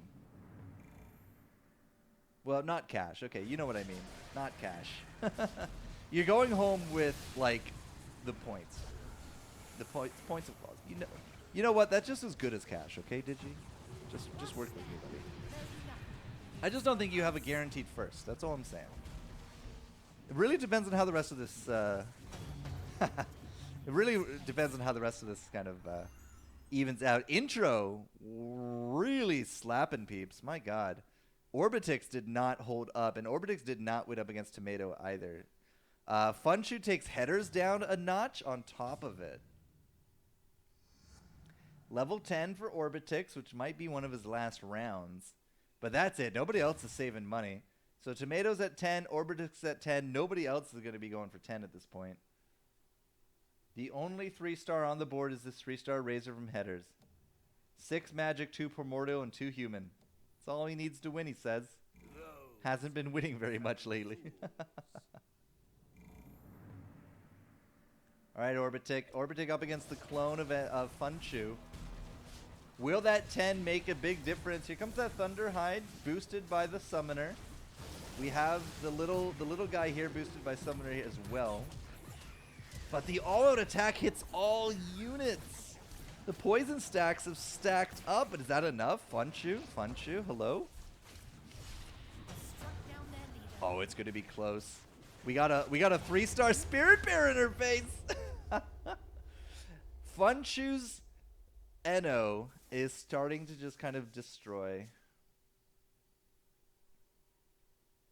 Or get destroyed, that's a better way to put it. Caden's Blade for the Medusa? Yeah, you gotta put that Medusa in now. How did that Wind Ranger do? Why don't I see Wind Ranger on this? Wind Ranger, hello? Maybe it didn't do anything. Yeah, I don't see a Wind Ranger. Weird. There we go. Yeah, replace the Wind Ranger with the Medusa. That's essentially what I was getting at. She's right up here against the barricades, has that cadence. This is a good move. Again, I really just don't believe that the all-out attack Eno was worth it by the end of it. We now got that scaled in, going up against those mages perhaps. Tomato is the Knights build. So we'll see how the Knights deal. Oh, the Knights are off in the corner. Medusa's effectiveness is very much reduced at this point. They have to kind of move forward for the percentage damage to kick in. We lost that duel, 144 duel damage. My god, Legion Commander doing fantastic stuff. We had a stun there on top of that Medusa. The Medusa is going to be the clear breadwinner, but it's just not going to be enough. Medusa at 4k, Eno at 9, but that's all you got. And if that's all you got, then eliminated out in 5th is just going to be happening, man. Out in 4th as well was Intro. Intro disconnects immediately, not really interested. And we're into a top 3 situation. We had 3 people eliminated. Wow. Or 2 people, yeah. And Funchu and Intro are out. Headers, one of the only players left at 9, has double Keepers of the Light. How did that work out for you, Headers? Doesn't say. It won't load. Feels bad. 3-star Razor with the Butterfly for the looking for the 3-star Crystal Maiden too. Oof. I DC'd because I'll watch here. Fair enough, Intro. You got to top 4, buddy.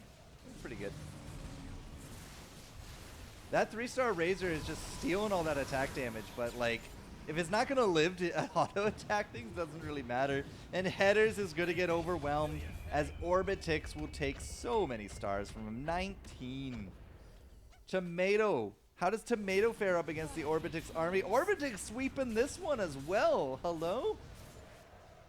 Troll Warlords are just everywhere today. 24 hit from Orbitix. If Orbitix take this, actually, you know what, Digi? I think Orbitix might take first this week. If he wins right here, I think that's enough points to bump him up. But we'll see. We'll have to see. That's a 2-star Troll Warlord now coming in. 4 Knight, 4 Troll, 4 Healer, and an LC. Pretty hard hitting LC as well, guys. He's won like a lot of duels. 152 duel damage. Funchu, Resident Sleeper, sorry. Still, I can't agree. Why did you go Eno? Why did you go Eno if you're going to go Heartless Hunters? I really want to know. I really want to know, Funchu. Don't let them hobble you. That was a hell of a hook. That Anesix is not doing anything. Tomato. Yeah, those hooks, man. Pudges are still badass brawlers, but with the front line now cut down, Orbitix is just eating into them. It's the army of red rushing over the 11 health Tomato, and that will be that Orbitix with back-to-back 43 damage, I think. No, 45 damage to Tomato. Just murdered. Ha! Orbitix started off the tournament strong, kind of a little bit iffy in the mid, but ended strong there as well. Didn't even have a Legion Commander, but look at the smorgasbord of colors. 1, 2, 3, 4, 5, 6, 7, 8, 9 Alliance win. Just a little bit of everything, you know? Just a little bit of everything. But this was our last round. This is where the points do land. Digi had the chance to make history today by being the first player to go 4 first places in a row. But shit happens, guys. And Digi actually just ends up going out in 6th because he went out in 6th and Orbitic was so high up on the rankings, Edocito going out in 7th means that Edocito does not overtake Digi by any means. So Orbitic with the 15 points, is that enough to compute into first? We had a 9-point lead with Digi. Was it kept? Let's find out. Ladies and gentlemen, your top 3 today in terms of points by 1. Oh, by 1 point, Digi. You still go home in first. Orbitix jumps up to second with a first place finish. And Tomato, not even that far off either. 45 points with that second place. Well done, well done, well done, ladies and gentlemen. Digi with 3 firsts into a 6th is enough to take home gold. It feels like Mario Kart when the AI just beats you up finally. They've had enough and they ruin your perfect run. It feels bad. But congratulations, Digi, Orbitix, Tomato, and Furbu. Furbu coming up at the end with a first place. How? How did Furbu get a first place at the end there? That doesn't seem right. Furbu, wait, did we have 2 rounds running here at the end? Wait, did we have 2 rounds running? Why does everybody have 4 numbers? What happened here? Yeah, this was the last round. The only people that should have 4 placements is this round. Should be the top 8. Why does everybody have 4 rounds? Am I just dumb? Zex, am I dumb? Is this all correct? Yes, I'm dumb? Everyone played 4 rounds. Oh, so this wasn't the only lobby. That's what I was asking. I thought this was the only lobby. Okay. Never mind. We're good. I thought this was the only lobby running. So, we're on the same page now. Cool. Congrats, Furbu, getting 4th. Getting first place in one of those other lobbies. Not bad. Headers with 5th. Funchu at 6th. Edicito with that poor 7th place in the last one of it there. Goes down to 7th. And Sabas with a 2-4-4-2. Look at that. If you can't have synergy, you might as well have a palindrome, right? It's good stuff. Okay, we're on the same page. Yeah, Furbu, good job. First place. Still have no idea why Funchi decided to go into an Eno in that last round. Didn't answer me either, so I guess the answer will just be lost in the wind. But week 2 in the bag, ladies and gentlemen. That will be that. And that also means that we are done with our tournament today. So, thumbs up. Congratulations to the players that kind of pulled it through. And we will see you guys next week for week 3. Because we still have several rounds to go. The tournaments are back on Saturdays for solos, I believe. Unless UPO Esports in the chat says otherwise. Then, yeah, that wraps everything up. I just love the little guy. That's it. All right. I was just racking my brains. Like, I love Eno. It was my very first finished thing, right? But I just really wanted to know if there was a reason for it. We do have the overall league points before we leave you. Boop, there we go. Overall league points is Orbitix is actually still leading after 2 weeks. With 30 points, Headers at 26, Idocito 24, Tomato up to 22, and TMZ at 21? Who's TMZ? Digi must have brought himself way up for the 16 points into 11th. So right now I believe top 32 is who we invite into our grand finals, but we're only 2 weeks in. This list could absolutely go any which way. But Orbitix still leading with 4 points over Headers. Must feel pretty good. Might not have won the week, but won everything else, pretty much. So, not bad, not bad. All right, with that, ladies and gentlemen, we do bid you adieu. A good evening, a good night. We are going to be off to, I think, raid Digitowns. Thanks for you guys for showing up. Thanks for the players for playing. Thanks for my inner thoughts for being silent the whole game. God, have to co-cast with this guy and he doesn't say a damn word. How dare he? So yeah, that'll be that. We'll see you next week for the rest of solos for week 3. We're gonna go say hi to Digitams, congratulate him on winning this week, and do a 250 people leave. We're good to go. So, ladies and gentlemen, we will catch you next time here on UPO Esports.